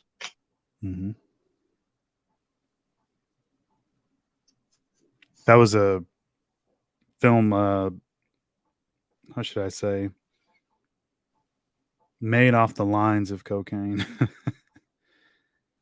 I was going to say made off the power of cocaine, but yeah, either way, like Oliver Stone was. It works either way, yeah.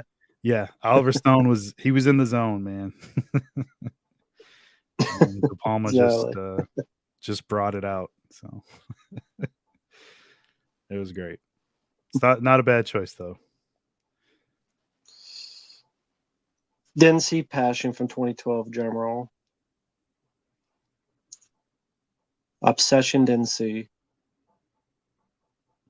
I do It's like Body Double. I do like that. I like Body Double. yeah. I like the first Mission Impossible, yeah. But again, I like Steakhouse. I like Mission to Mars. I like some of those later De Palma ones. Mm-hmm. So you said Scarface is your favorite. So would you say any of his horror stuff, is that any of like your favorite stuff to watch when it comes to horror? I'd I mean, say I don't Body mind Double's Carrie. more of a thriller than horror, although it Yeah. does have the whole drilling scene in it and all that So stuff. what's all the horror he did other than Carrie? Well, that's funny because like you have God, I was gonna say Body Double again. Blowout, which has horror like elements to it. Yeah, I But didn't mind that one.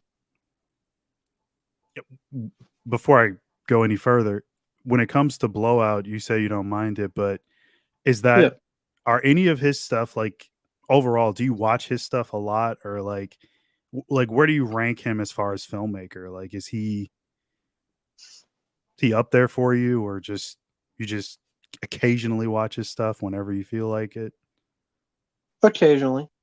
Okay. I mean, I like his stuff. I mean, Hmm. I don't know if he's in my top 10 directors, but I occasionally watch his stuff, yeah. Okay. So, yeah, I like him.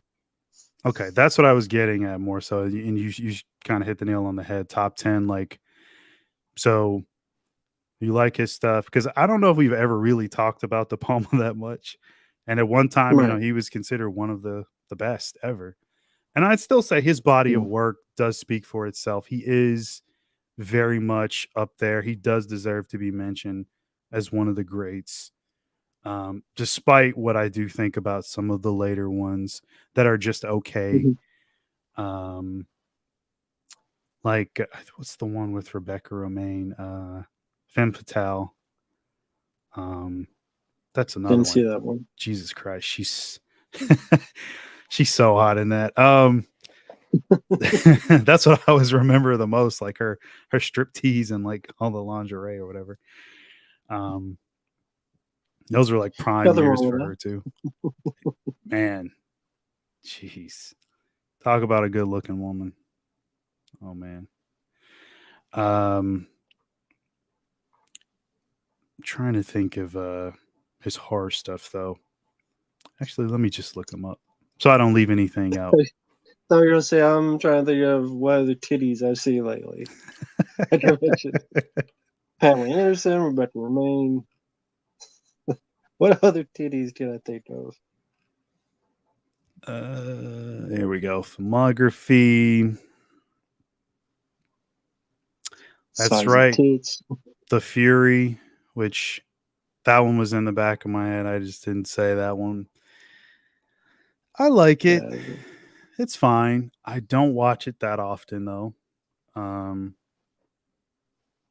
not it really does. a fan of it. Okay.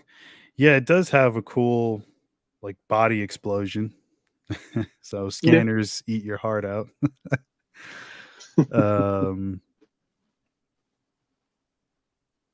yeah, he kind of moved away from a lot of that, like because I guess yeah, Obsession's more psychological thriller. Phantom of the Paradise is comedy horror, psychological horror with sisters. Um, so yeah, I guess maybe just Dress to Kill, if you consider Body Double, that those do fall in that line of like being erotic thriller, um, Hmm. but horror. So many horror elements to them as well. So Right. yeah, so quite a few, but he kind of a jack of all trades. I mean, he went through pretty much every genre almost, and didn't really become typecast into the horror stuff. But I guess because No. people sort of just consider Carrie like an all-time classic, and some of it, his other stuff has like those elements. They kind of consider him one of those guys. But yeah, I mean, like I've said this a million times. If I was a director, I'd do the same thing. As much as I love horror or action or anything, I do pretty much every genre, except maybe like a musical or something. I don't know if I could pull that off, but all the other stuff, I definitely give a shot. Maybe some more than others, though. Okay. Yeah, I would say Scarface, Casualties of War, Body Double, Mission Impossible, Mission to Mars. Like those would be my favorites of his. Okay. Fuck Francis Ford Coppola. Fucking sucks. Neil Punk. Overrated director. Fuck Francis Ford Coppola. What? I gotta hear this. What's your issue with good old Francis? What'd he do to you? As a person or as a filmmaker? No, just filmmaker. Godfather films, I think, are overrated as shit. Okay, Bram Stoker's Dracula. Mm-hmm. I don't mind visually, but I have issues with it. Keanu Reeves, for example. There's some good direction there. Mm-hmm. What the hell? I mean, Apocalypse Now is there, but there's many other war films I prefer. Platoon, I was about Hamburger to say Hill, Platoon. Full Metal Jacket, Mm-hmm. Casualties of War. Mm-hmm. The Outsiders is there, but could take or leave it. Rumblefish, wasn't a fan. I used to love that movie so much as a kid. Outsiders. I watched it again not that long ago, and it had been a long time, and I don't feel the same way as I used to about it. So, yeah, I'm not as big of a fan as I used to be. And like Jack or Robin Williams, I thought it was kind of silly. I know it's meant to be, but it's just sad. Mm. So, what other ones did he do? Well, I mean, you kind of hit all of the more important ones, except maybe for Jack, I guess, which I think even he would like to forget about.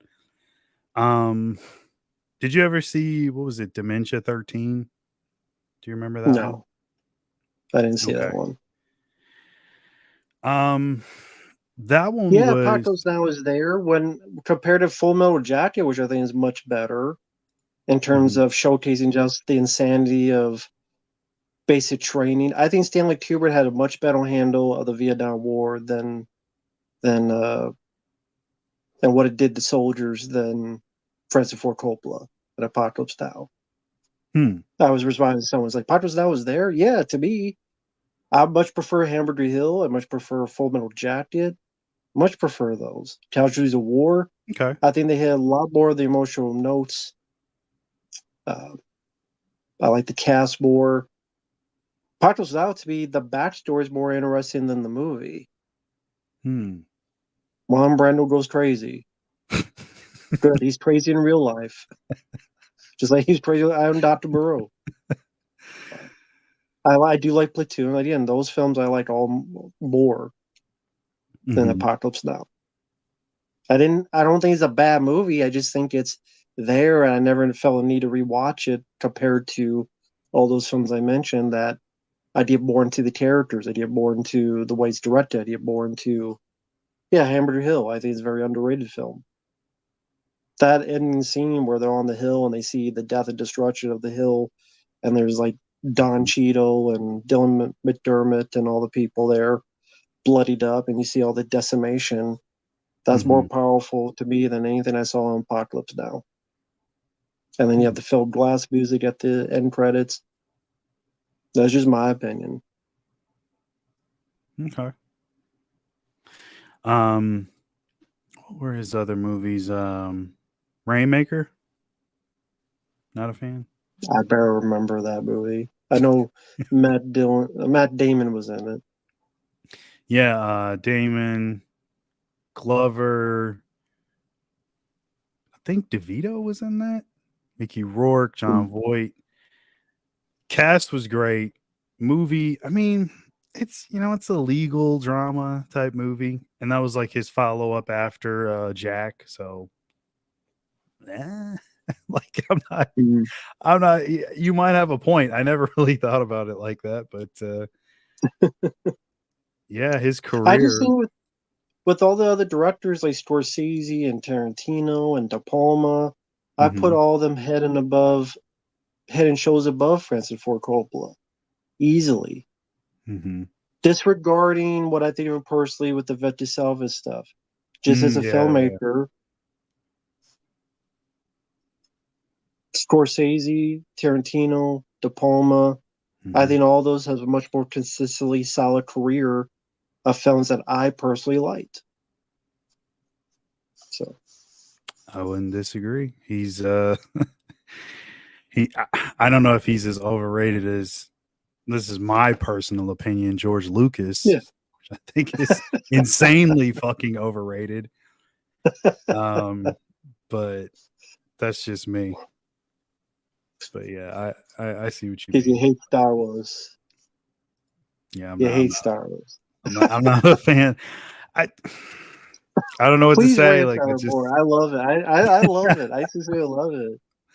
I It's just never got refreshing. into Star Wars the same way other people did. I know The everybody original loves films it. too, right?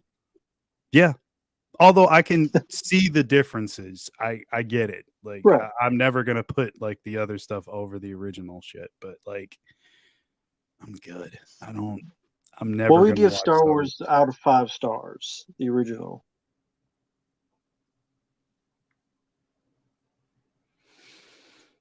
Or is it like Everybody's 4 out of gonna 10 hate Bret me. Hart? No, they're not. No, 4 out of 10, like Bret Hart. Would that be your sincere one? No, I'm joking. It's not that bad. 3 out of 10. Okay, put it this way: as a film, for what he did with it, I'd say it's a solid 6 out of 10. Like, I get the characters, all the stuff he's doing, I get the effects, all that. It's fine, but it's not my thing. Personally, Right. I wouldn't watch it because I'm just not into it. I just never was. And I didn't grow up in the era where that was like the big thing. So, I mean, I like the original Star Wars trilogy, but I'm not going to defend. Like, it's like I like them, but they're not in my top 100 movies. This movie is, other movies are, but of course. you Yeah. But it's funny. I have from time to time, Fabio. He's been on this channel, the Italian Stallion 51. Yeah, he likes the film too, but he took a film class and they studied just how Star Wars is technically a bad movie. If you look at apparently like the way George Lucas shot it and the way it's edited and stuff, that I guess if like film classes they say it's technically not a good movie, directorial wise. Yeah, I mean, like the sequels, Which is those interesting. weren't done by him, and I think universally everybody consider those to be like some of their favorites. And by that I mean the second film. Right. Yeah, so take from that what you will. It's like I Although I never will say, been into Lucas. I don't get it. Like, I will say the first one's my favorite of the whole franchise. If I say, even with all I just said, the first one's my favorite. But at the same time, I like the 3. But I mean, I can name Aliens, the Terminator. Hell, I like Split Second more. It's like there's a lot of movies I like more. So, but I do like those. But I probably like the first 6 Star Trek movies more. I yeah, probably I mean, rewatch them more.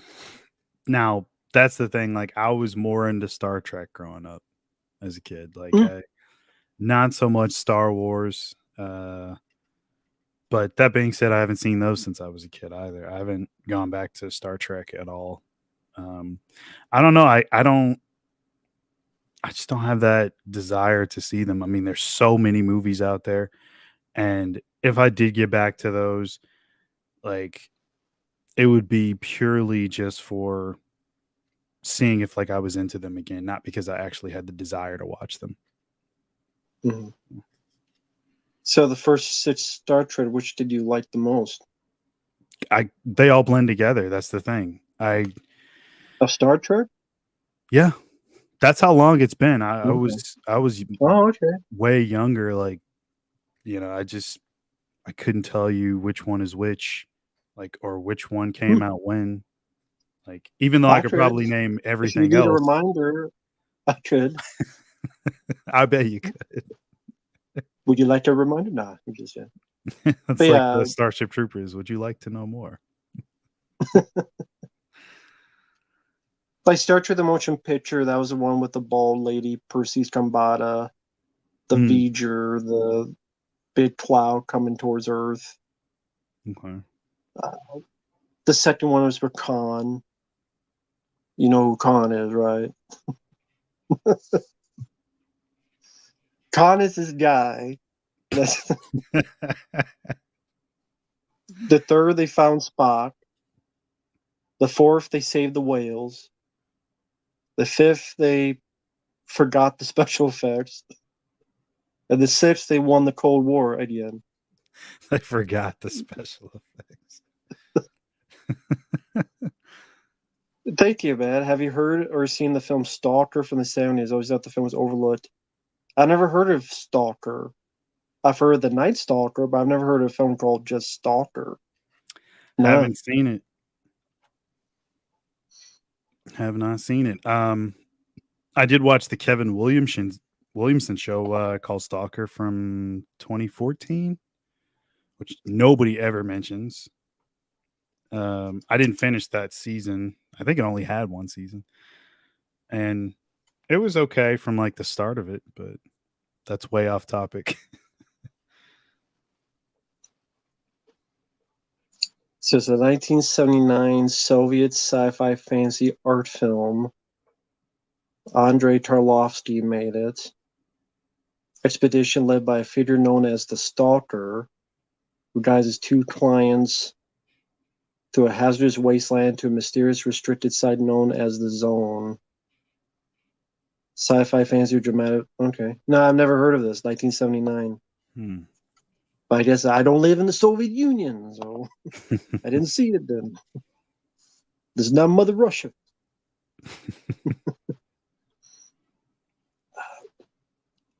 Josh, you're somewhat right. Yeah, like Sunshine I did enjoy, but that last act, man, I don't know. Like Yeah, I agree. Turn into fucking a slasher film. exactly. Just comes out of nowhere and it's not really needed. And I love slasher movies, Yeah. but that was just like, what are we doing now? Yeah, I agree. I like the first half better. Mm-hmm. I guess it's like we need to get everybody dead. So how do we kill everybody? Yeah, They still basically. save everything, but they gotta kill everybody. Right. Forbidden Planet. I've heard of Forbidden Planet. I haven't seen it. Slasher Fred.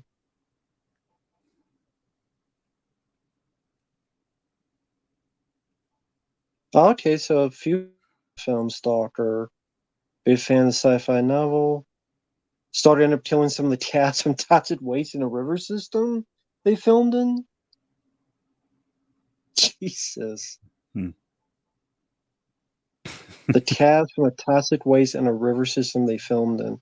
Sounds like that John Wayne movie, Genghis Khan one, where so many people died because it was like radiation.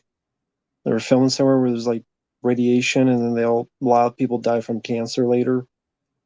Oh, jeez. Sounds like a feel Yeah, good The movie. Conqueror.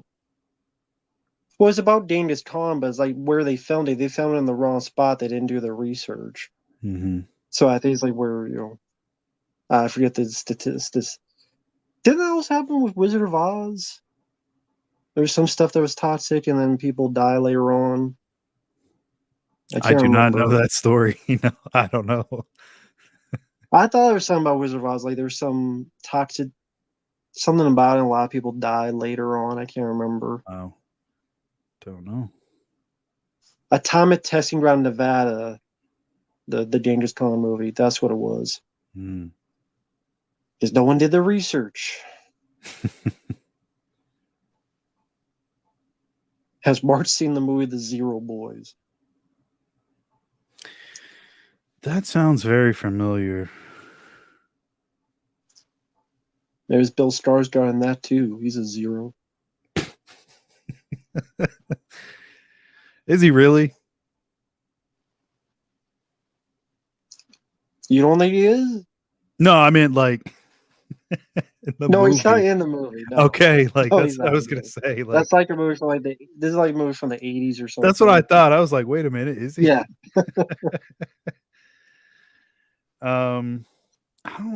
I don't remember, honestly. I don't know if I have seen it. If I have, it's probably been a long time. Let me look it up real quick. Hold on. Let me check. The You know, name it's funny. sounds very People, familiar. yeah. You guys have mentioned Solaris. I saw a film recently for request. The review will be coming sometime. Spaceman with Adam Sandler. That's very reminiscent of Solaris.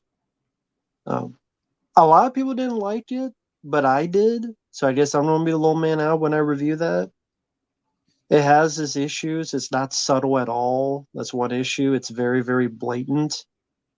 But it's a lot like Ad Astra, which I really enjoy with Brad Pitt. I loved that movie. It's very slow. It's very contemplative science fiction about that one, Spaceman, about loneliness, second chance at love. There's some weird, quirky things to it, but I thought Adam Sandler was like to see him do something different. Mhm. Like I say, it's not perfect, but it has your favorite Paul Dano as the voice of the spider. Fucking Dano. I thought he did a good job. It was a calming, soothing voice that worked, and then you could either look at it as it was a real entity or if it was a figment of his imagination trying to talk with Adam Sandler about his problems. You could look at it either way, Mhm. but I liked it. I think it has that Ad Astra feel to it. Not as good as it, but like I say, it's not subtle at all. So it gets, but I didn't think it was that bad as people made it out to be. But that's just me. For me, that I hate everything. That's one I actually liked, Spaceman. But I'm a sucker for those kind of movies. Not all the time, but like Moon. I really like. Someone mentioned Moon. I really like that with Oh yeah. Sam Rockwell. Yeah, that was great. I like Moon. Mhm. So it's not as good as Moon or other of these movies, but I liked Spaceman. But yeah, Moon is a good one. Yeah, I actually forgot about that one. Was that Duncan Jones did that one? Yep, Duncan Okay. Jones. Yeah, it's been a long time. Yes, Pred. Gravity is great. Love the visuals in that. Yep. As far as Zero Boys go, I think I've started watching that one time, but I know I didn't finish it. I'm pretty sure I didn't. I probably seen like the first 15 or 20 minutes and I never went back to it. That's why I'm like, I know that movie, like I know the title, but yeah, I've never finished it. Okay then. Very cool.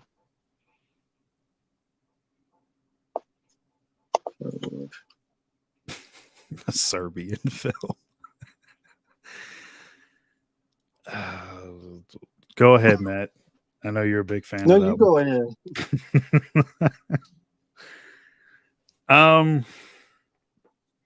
I think all the excuses that the filmmakers gave for the reason why they made the movie is somewhat bullshit.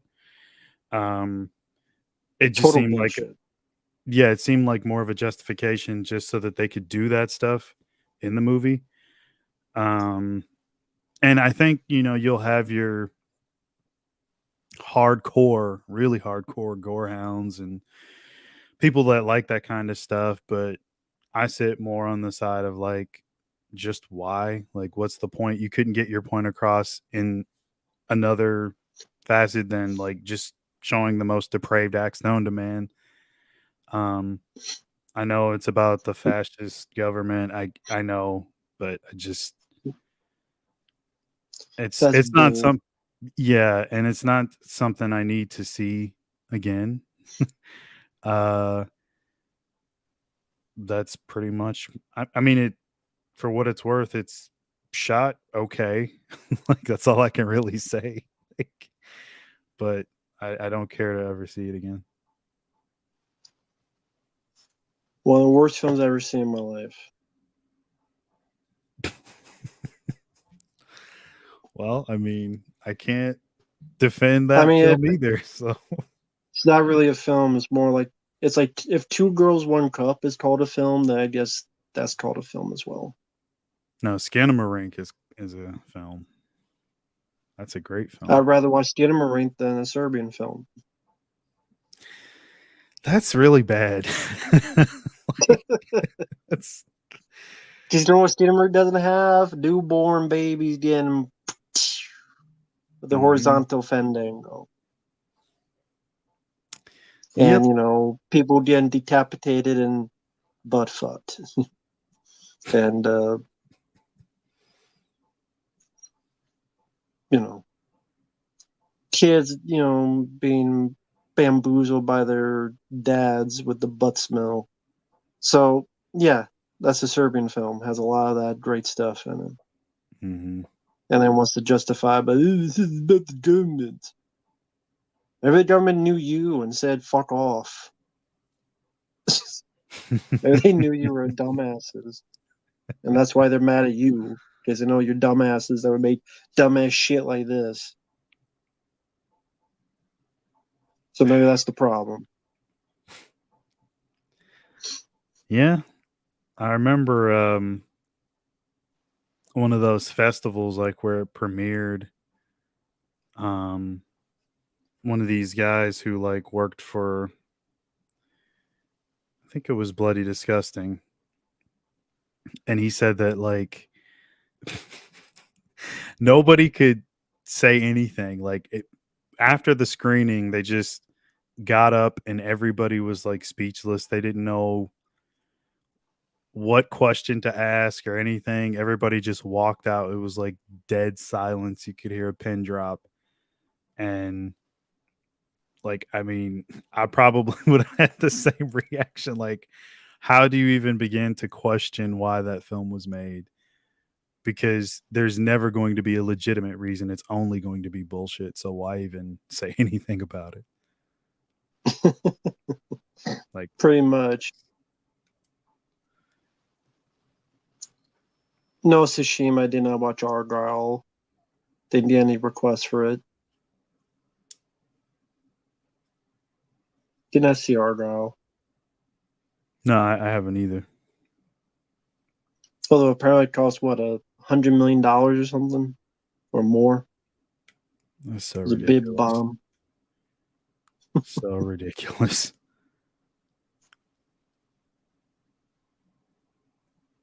No, Mike, I'll take your word for Hunters Under. I'll take your word for it. Yeah, I It's only mean a movie. Yeah, those. a shitty movie. Yeah. I remember those, the August Underground films. Those weren't nearly as bad as the vomit gore movies. Um, those were way more disgusting I'll and pass. intentionally blasphemous. Like they were trying to be offensive. So yeah, I'm Yeah, good for them. I'm still trying to get we got to get Garrett on one of those so he can have a panic attack when he watches it. It's gonna be great. At least they're not trying to get me on for those. We're So gonna I get you guess I too. should be happy. We're gonna get you too, Matt. You gotta join us. No, you have to pay me and Garrett like $100 each.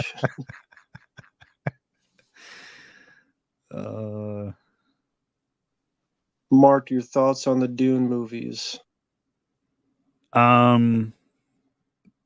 So, I mean, not really a big fan of those personally. Mm. Well, I haven't seen like the latest one, so I can't judge that. Mhm. The Lynch one's fine, but Mhm. I don't go back to watch it. Like I'm all about replay Yeah. value with stuff. Like that's my thing. Like I can like a movie fine and it's okay. Like I'll have my opinion on it like everybody else, but I'm big on replay value for stuff, and that's one of those that doesn't fall in the replay value category at all. Um and then as far as the new one, meh. Like you said before, man, it's a lot of sand. It is. There's a lot of sand. If you love your sand. Um I don't know. I don't really have a deep opinion on those. Not my cup of tea. Um, they're just kind of there for me. Uh, Cannibal Apocalypse. I saw that one time, well over a decade ago. I remember Mm. like 2 scenes from it, so I could not fairly judge it. I can't even remember if I liked it or not. I think it was kind of slow from what I remember, but again, Mm. it's been so long. I don't remember, but I have seen it. And does Mark like Interstellar? Oh yeah, I love Interstellar. Um, that's one of my favorite scores. I love the music Mm. in it. Could listen to that Mm. anytime. That and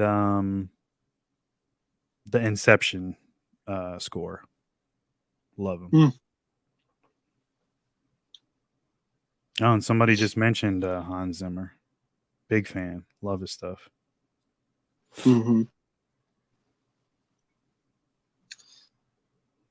What film disturbed you the most that you would see it again? None. Because I wouldn't see it again. I'm not into that shit. Which movie? He says, what film disturbed you the most, but you would see it again? I'm like, none, because I'm not into that shit, so I wouldn't rewatch it again.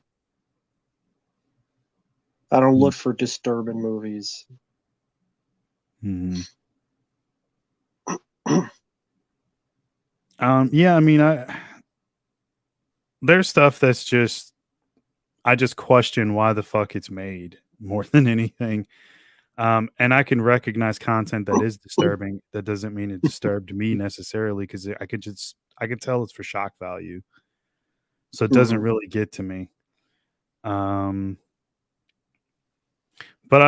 I mean, I guess Serbian film, and I really hate mentioning this movie, but that film Trauma from 2017, the Chilean horror movie, which I've mentioned quite a few times on various streams, only because Yeah. people ask questions like that, and then I have to bring it up. So I hate bringing that movie up because I don't think anybody should watch it because it's basically like Serbian film part 2, in my opinion. Mm.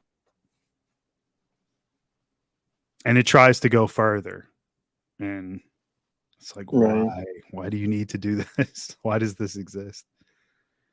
Now, I didn't know that going in watching it, for the record, but once I started watching it, I'm just like, oh my god, like here we go again with this kind of shit. So yeah. Yes, Predator, I would not. Killers of the Flower Moon's great. Well made film, well acted. Scorsese's the fucking man. We all know this. That film is just it's just a well made movie. Good performances, everything's there, but like it's not it doesn't entertain in the way that Hard Target would or Aliens would or a Friday the 13th Mhm. movie would. Like, so I find myself going back to watch stuff like that a lot less. I don't think I'd ever watch that movie again unless maybe like in 5 or 10 years, and I haven't seen it in a long time. I highly disagree with that Gunman production.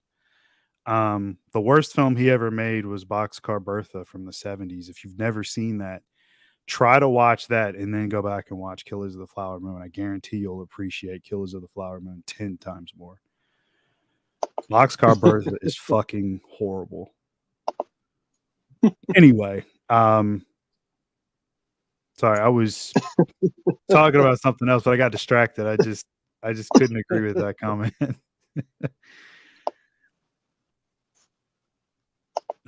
Yes, I like Prestige. It's a good movie. Mm,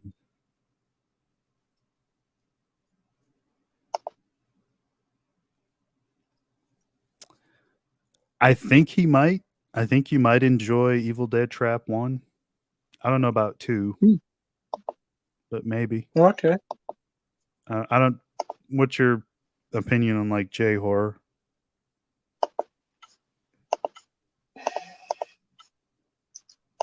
Not really many I liked, really. I like the remake. Okay. I don't know. I mean, I'm trying to think of like Run You, I barely remember. A lot of this I don't really remember much. Run You and Grudge. The Grudge. There's probably been a few I've seen that were like, eh. But then they have like weird ass stuff like, here's a boy and he sounds like a cat for some reason. And was that the thing in the Grudge? Like there's a boy, but then when he screams is like a cat? Like, what the Yeah. fuck? Yeah. How is that scary? Meow. Fuck is that scary? But I mean, yeah, Rat Hammer. I know you like that film Cure. I thought you know my thoughts on it. Is there? But I mean, yeah, it is what it is. I do appreciate some of them, but it's not like I don't go on my way to find them.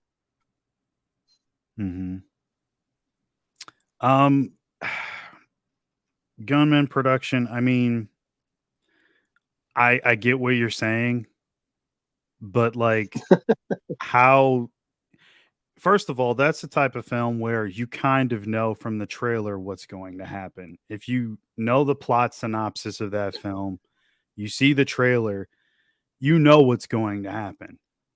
Like there's just no way not to. In terms of pacing, it is 3 hours, and once again, look at the plot. Like how do you not do you really think that's going to be a film that moves at a fast pace? I don't think there's anything that they could have done to make it move any faster than what it was because of the type of story they're trying to tell. So, I mean, I get what you're saying, but I still say Boxcar Bertha is his worst movie. Just watch it. Like, there's a challenge for you. Go watch it. And then come back and tell me what you think. No, Gemro, I did not like Ichi the Killer. Not into that director. Takashi Miike or Miike, however you say his name. Yeah. He's a fucking weirdo.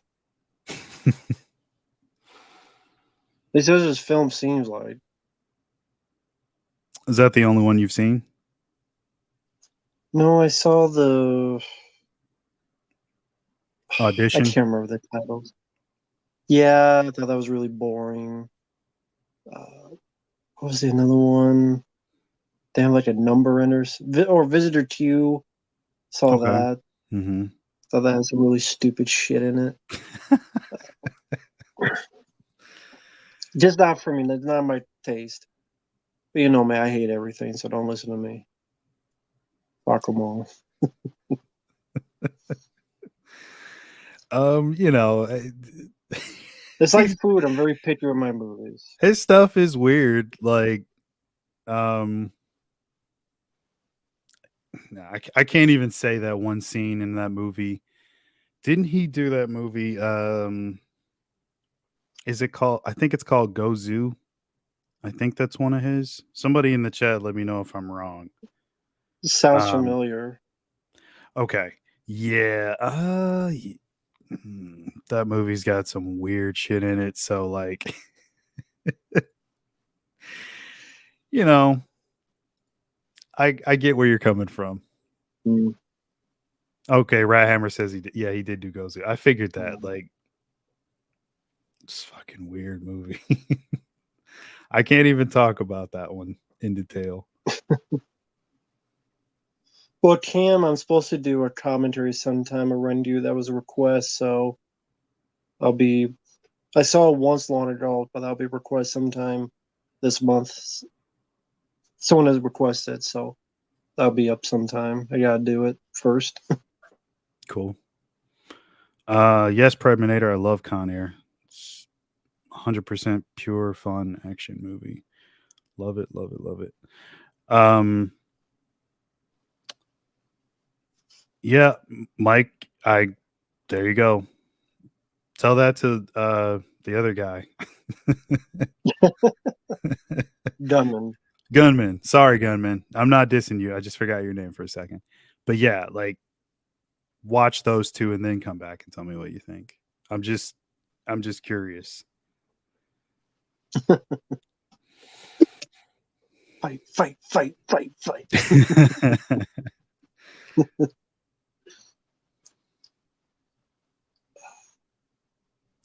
Favorite Yakuza movies? I don't know. I really don't know what Yakuza movies there are. I mean, I like Black Rain. I like The Challenge. I don't know if those fit in. Mm-hmm.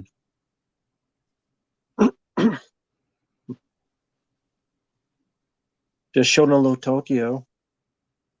The Oh yeah. Punisher. Mm-hmm.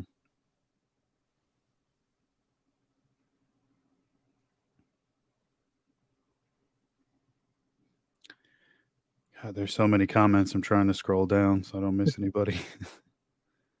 I don't agree, Rat. I don't think Audition's excellent. It's a bunch of boring shit where a guy who's a fucking idiot goes with this girl who's a fucking Amber Heard, and then goes up and cuts his foot off and ready to cut his dick off, and then she just fucked up the end.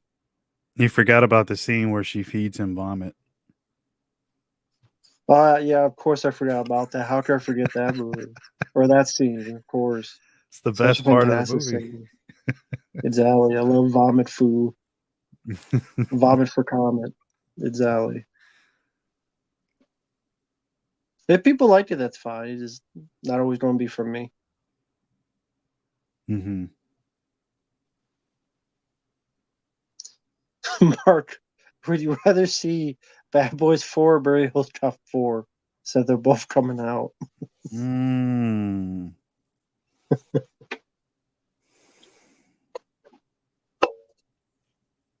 I don't know. I'd probably say Beverly Hills Cop 4. If I Mm. had to pick one over the other.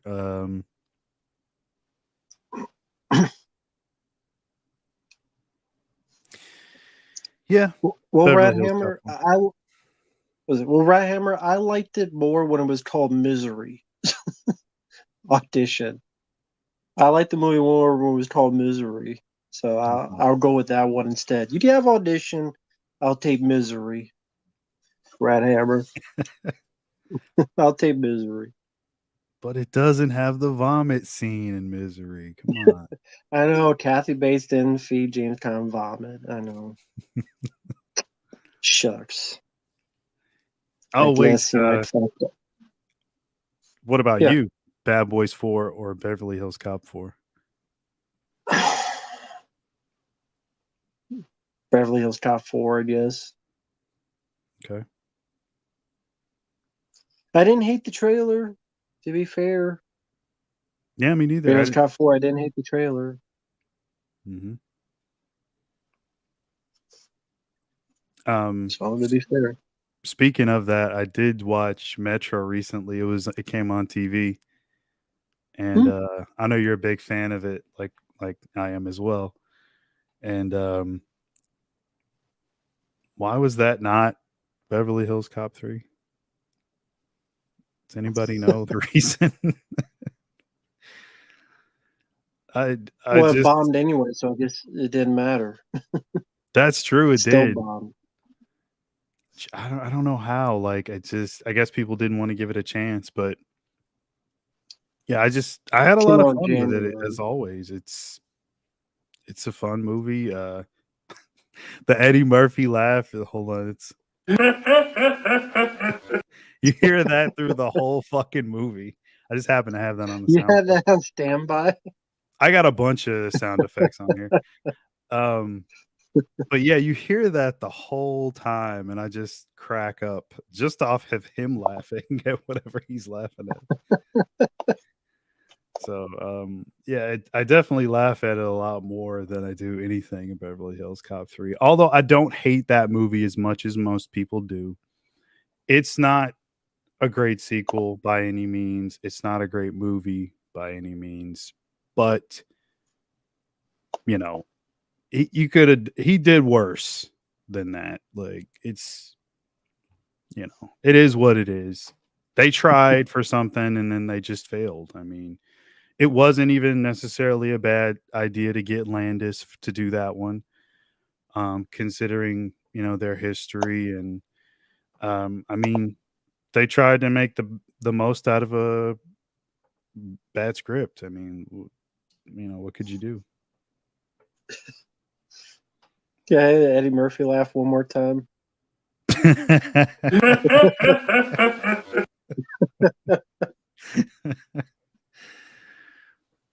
It's man. that. I mean, yeah, it's a classic laugh. Oh I don't yeah. have that kind of spiffy stuff. I just have this. That's you can't hear anyway. It's muted. That's how much I do it. It was damn muted. So I try to be classy about it. But let's see.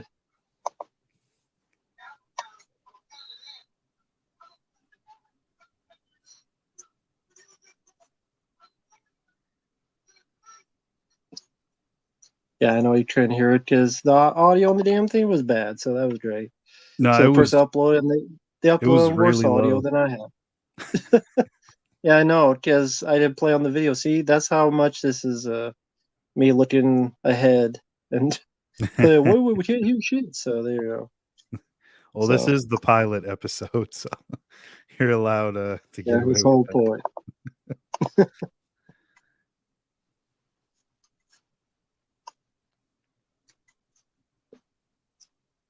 Yeah, Zombie NATO. Yeah.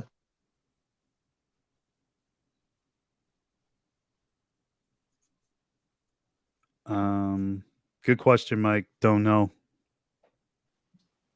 Hell, you might as well do a 4K at this point. I mean, just put the damn thing out.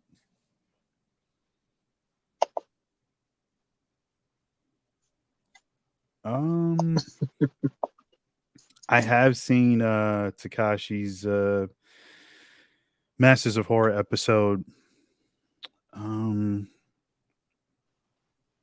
That was Imprint, I think, was the one.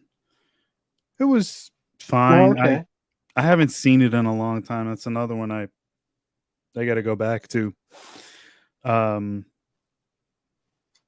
had the box set for it, like the Mausoleum for season 1, had like an extra disc, and the extras on that were great because they even had one of the Masters of Horror dinners, which is where the whole like idea came from. All the directors getting together for dinner, and then Yeah. that's how the whole term got coined. And I think the name of it was created by Guillermo del Toro. If I'm remembering correctly, what McGarris said, it was Del Toro. He just like said it at a dinner, and then it just kind of stuck. Then they thought about the ideas for the show, and like it just kind of snowballed and just became a thing. but it was such a great idea to give all those guys a lot of freedom. And that was, I think, the draw was that they would have complete freedom with all their episodes. They could do whatever they wanted. The only downfall was that they had to pick from a bunch of scripts that were, like, I think, pre-written. So I think there was like a big stack of them, and like Garrus was like, everybody just find something in the stack. So you got what you got, which is why a lot of those episodes aren't the best, but they did what they could with them, and I still appreciate the show for what it is. I'm glad it happened. I mean, well, that'll never happen again. So it's like the Expendables, basically, like only with directors instead of actors. I mean, you'll probably never get another Expendables movie, considering how bad the last one did. So, Well, which Expendables is the first one or the fourth one? You say it's like the Expendables. oh, the fourth one. Yeah, that fourth one is it's unwatchable.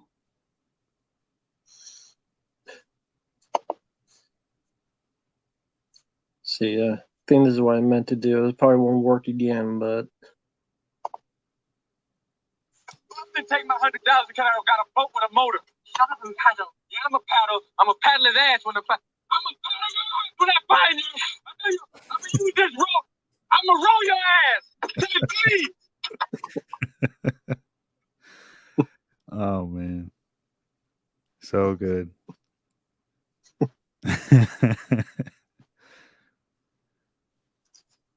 Frozen I liked from 2010. It's Adam Green film I do like. I know the guys at Dead Pit don't like Adam Green. I like a couple of his movies. I like Frozen. I like Digging Up the Marrow. I think those are the only two I like of his, but I do like those two. No love for Hatchet. Come on. No, I don't like. I could stomach Hatchet 2 for a little bit, but no. I'm not a fan of any of the Hatchet films, really. Okay. Do you like them? The first one, I love the effects. I mean, it's Sean Carl Buechler. I have a soft spot for his stuff. I mean, hell, those are the best effects out of any of the 4 movies that came out. Mm-hmm. And the first one, at least, I'll say that the first one is the best out of all 4 of them. However, there is not much of a story other than people running around in the swamp. And don't get me wrong, there are other films from the 80s that have the same type of plot line. I get what he was going for. It's fine. I don't hate it as much as Dead Pit does. But you know, it's there. It was a nice surprise to see the effects. That's what I always go back to. But I mean, hell, you could watch the effects on YouTube, so I guess that doesn't really mean much. But yeah, it's fine. I mean, do I go back to watch it? Not really. Yeah, I wasn't a fan of the film. Yeah, the I think second the one. characters suck, Go ahead. and the Yeah. humor is just not that funny. I think the humor is trying to be like American Pie or Scary Movie, and I don't think it worked for me. Mm-hmm. Especially like they have this like very silly comedy, but then have such a downbeat ending, and then like I don't really care about the characters either. Mm-hmm. And I think Victor Crowley looks goofy. He looks like a inbred cousin of Sloth from the Goonies. Like Mm-hmm. Hillbilly Jim was Sloth from the Goonies. Mm-hmm. You got squeal like a pig. Okay. Yeah, I mean, I will say that's probably one of the worst things about it is like the look of him. I don't think it's very creative. Um, but it still looks better than what would come later. Like by comparison, like his look in like the later movies, not good. Not good. Um God, like I just remember that time where like you had because like it was that, and then you had all of those like I always remember Cold Prey, which was the Norwegian slasher. Laid to Rest came a little bit later. It's another one that Hmm. like man, talk about like a movie that they could have done so much more with it. Kind of a cool idea for the Hmm. killer. Um, the effects are really good. I'm I don't, surprised you don't like it. A lot of people seem to like that one. you know, I, I've, I'm not going to talk bad about the director because he's passed away now. Rest in peace to Robert Hall. He was a cool dude, Hmm. but um, just the way that like that whole film played out. Very I, stupid plot, like stupid yes, plotting, like stupid like screenplay. and people will defend it by saying that like oh it's bad on purpose. But I'm like No, it was they don't do that on purpose unless it's a parody. I doubt Mhm. it's meant to be a parody. Like Yeah. what's the something with gas? Like it's like they gas like they I don't remember like gasoline. Like there's so many ways they could have filled it up. I don't know.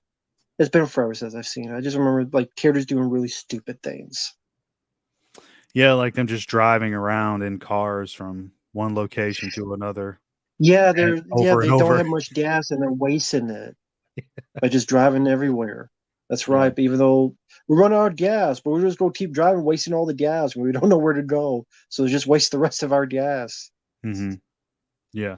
that we My need gas. right. Right. Um That's what it was. and then the sequel was even more Dumber. ridiculous. Yeah. Um it's funny like how They some of were those guys that were in the first movie actually went on to do yeah. bigger stuff. Like I know the one guy that works in the gas station, his name's slipping my mind. Went on to star in like the X-Men movies and other stuff. And even Thomas Decker, he went to Sarah Connor Chronicles and a whole bunch of other stuff. He was actually in the sequel as well. And Mm. I know Bobby Sue Luther kind of got out of acting. She's more so doing producing now. But just I think those like a lot of that stuff was such a missed opportunity. You have all these wonderful, wonderful effects, and then maybe you should have just hired a writer. Like the direction is okay enough because again, it's just a slasher film. There's no high level of art in doing something like that. Although there are various, ones that are really, really good, and then ones that are just fine to watch, and that's all it needed to be. But hire a writer. Like that's not your strong suit. Or like if it's your script and you feel so protective over it, just get somebody to do like a polish on it. Polish your script and then it could have been something even better. Hmm. But yeah, that was a fun time though. I mean, I did enjoy watching all those movies at the time because there were so many. And a lot of it was Yeah. much better than the theatrical stuff that was coming out at the time because there were so many fucking remakes in the mid to late 2000s. So Yeah, like it's true. Yeah. I missed the time and it was fun. I enjoyed just going through all those like every time I went to Best Buy there was like something new coming out. You still had some Anchor Bay titles as well around that time. It was fun, but yeah, I don't I don't really go back to watch those a lot. But like I do enjoy watching the features because like Rob was really cool. He's a cool dude. No, that's cool. Yeah, and I did like his first film, Lightning Bug. I did like that. That was a cool movie. Mm. Antonio, nope, I have not seen Love Lies Bleeding. I haven't seen it.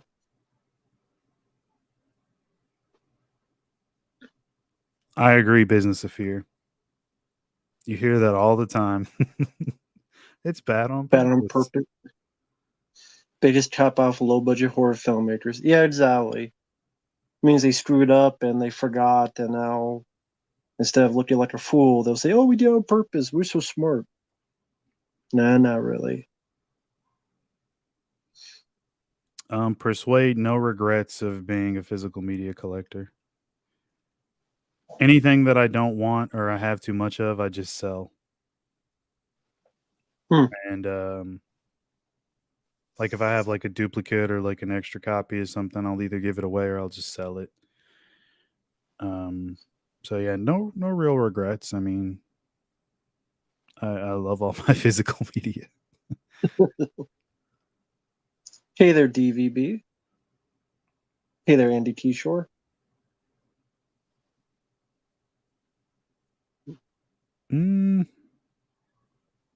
Well, we talked about the Crow trailer earlier.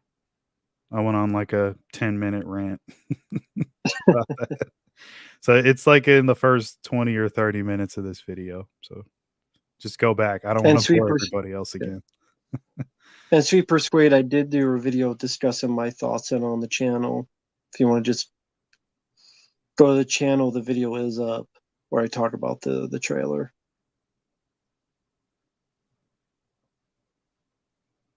Yeah, we know Hassan. We talked about that much earlier as well.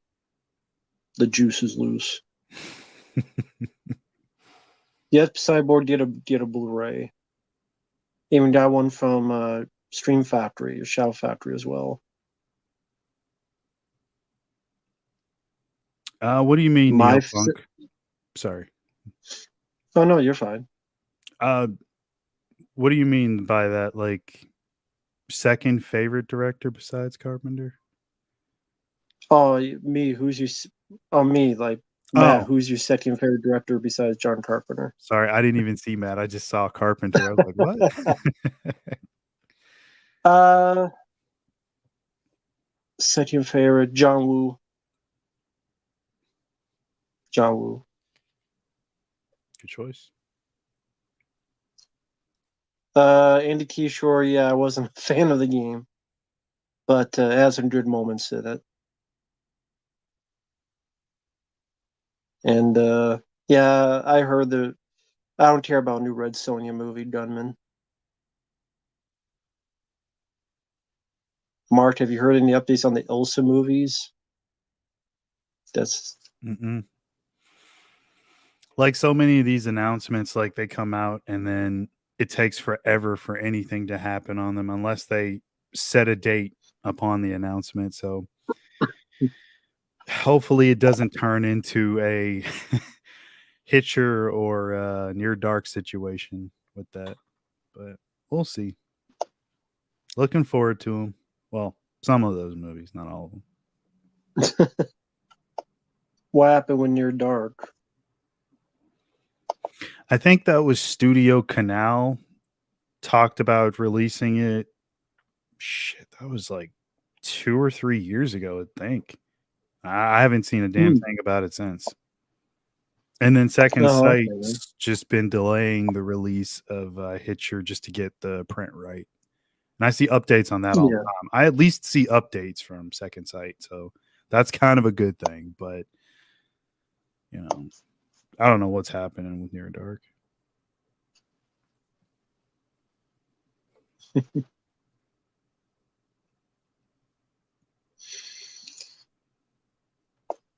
Mike, what's your favorite Romero? Oh, sorry, go ahead. He said he really likes Romero a lot. Just curious what his favorite Romero movie is. Or Craven. Or okay. both.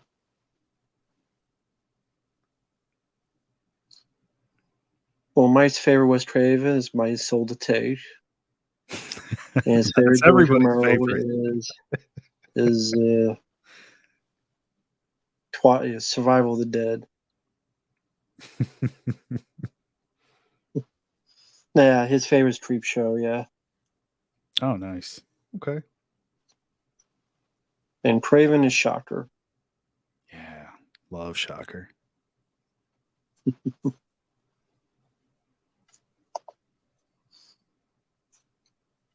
But yeah, the release I'm curious about I guess will be announced maybe next week will be Severin's Bruceploitation set. Okay. Because they say it's supposed to be like 14 films and a documentary. Wow. How much is that going to cost? I can only imagine with Severin. I don't know, but I will probably pay it because I rarely get stuff, and I'm a sucker for those kind of movies, and those had never been released worth a crap, and because of what the kind of movies they are. But I'm a sucker for that kind of stuff, so that'd be cool to splurge on one box set. I might as well do it for that one. That's not a bad thing. I mean, like you said, you don't buy a lot of stuff, so treat yourself. Just, I'd say, like, if it's more than, like, it'll probably be like 200 or something, knowing them. It's 14 movies. Just wait on like the Black Friday sale or something, because like they have sales all the time. But that's usually like one of their biggest sales, so I'd say wait for that. But hey, you don't have to listen to me. If you want to splurge, go ahead. Oh, I understand. Second Size doing Near Dark just hasn't been announced yet. Okay, well, if they got it, great. I mean, I can expect some top quality. That's really cool, man. Good to hear. Glad the project's not dead. Just wait a couple years and then it'll come out. Yeah.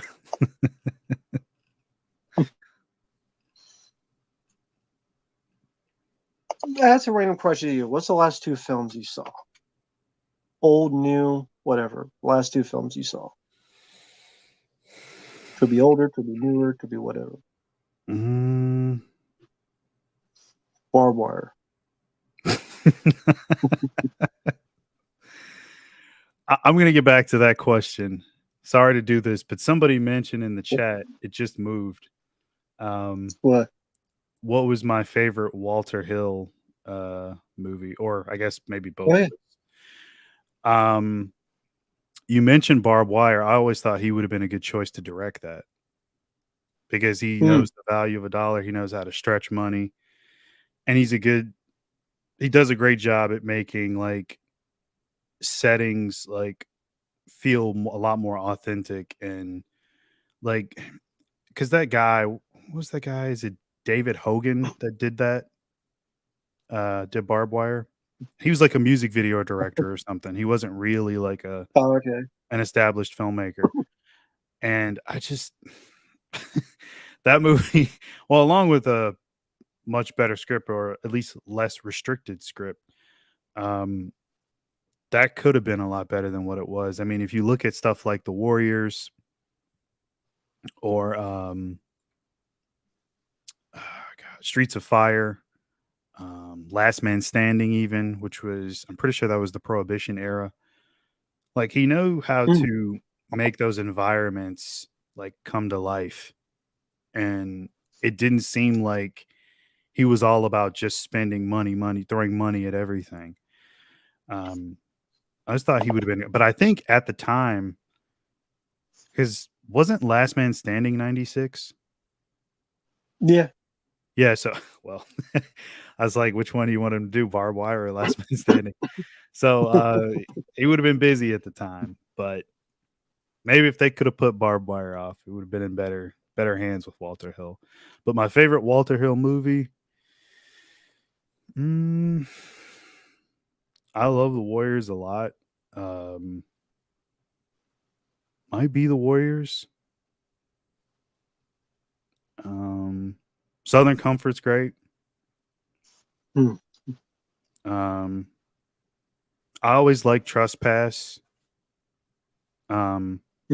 It's just the chemistry that Paxton has with William Sadler is just fucking great. I could watch them all day. Like, they do it for me in that movie. I mean, you know, you got Ice-T and Ice Cube, oddly enough.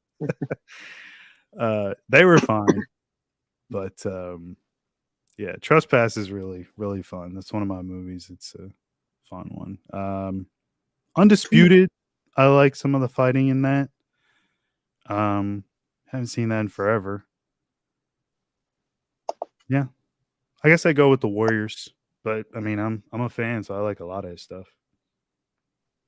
Cool. So with Oh, that, yeah. we're probably gonna wrap it up a bit. It's getting to be almost 3 hours. Get a bit tired and stuff. Wow, it So is. that's why I've been a bit low energy. I did not see the time. That But did not feel like 3 hours. yeah, 2 hours and 45 minutes. So been a lot of fun. Hanging with Mark, he's a great guy. Oh. Like I said, the time went by fast. Mm-hmm. Just pick up your Barb Wire anytime soon. 4K or whatever. But with that said, if I get it, I yeah. will show it off on here. But yeah, it's I don't know. I will see. A lot of it depends on the price and on those features. We'll see what happens. Yeah. Thanks to the chat though. Everybody was great in the chat. Yeah. Yeah, thank you guys in the chat for stopping by. You guys have a good night, safe weekend. Take care out there. And we will see you guys later. Bye-bye for now. See you.